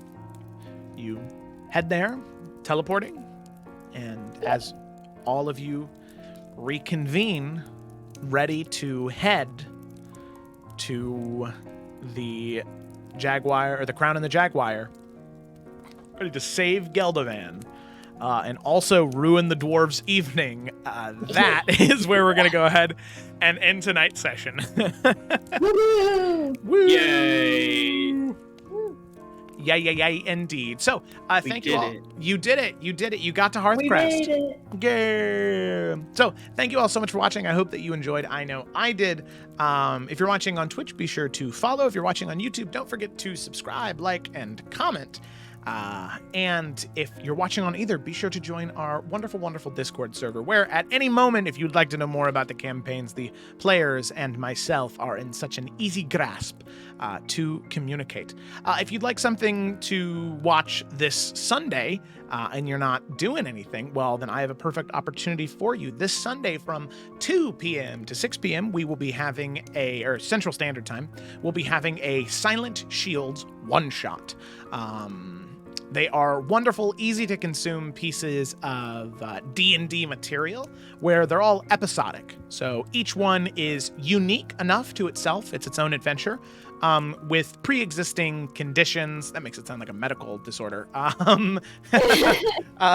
with pre-existing elements, the Silent Shield's the faction itself, but Mark does a wonderful job informing the audience about that and the listeners about that. So if you'd like something a little different to listen to that is not a long-running thing, Silent Shield's one-shot is great at that. Playing in that will be myself, will be Kalo, will be Gemma, and friend of the channel, Eric, who played Oyvind in the Explorers of Thera and has been in a couple of other Silent Shield one-shots along the way. So that is where we're going to go ahead and call it today. So thanks so much for watching. Verisil, you are amazing. Thank you for watching these wonderful stories. I'm glad to hear that you've been enjoying them. It's wonderful. All right. Well, thanks for watching, everybody, and we'll see you next time.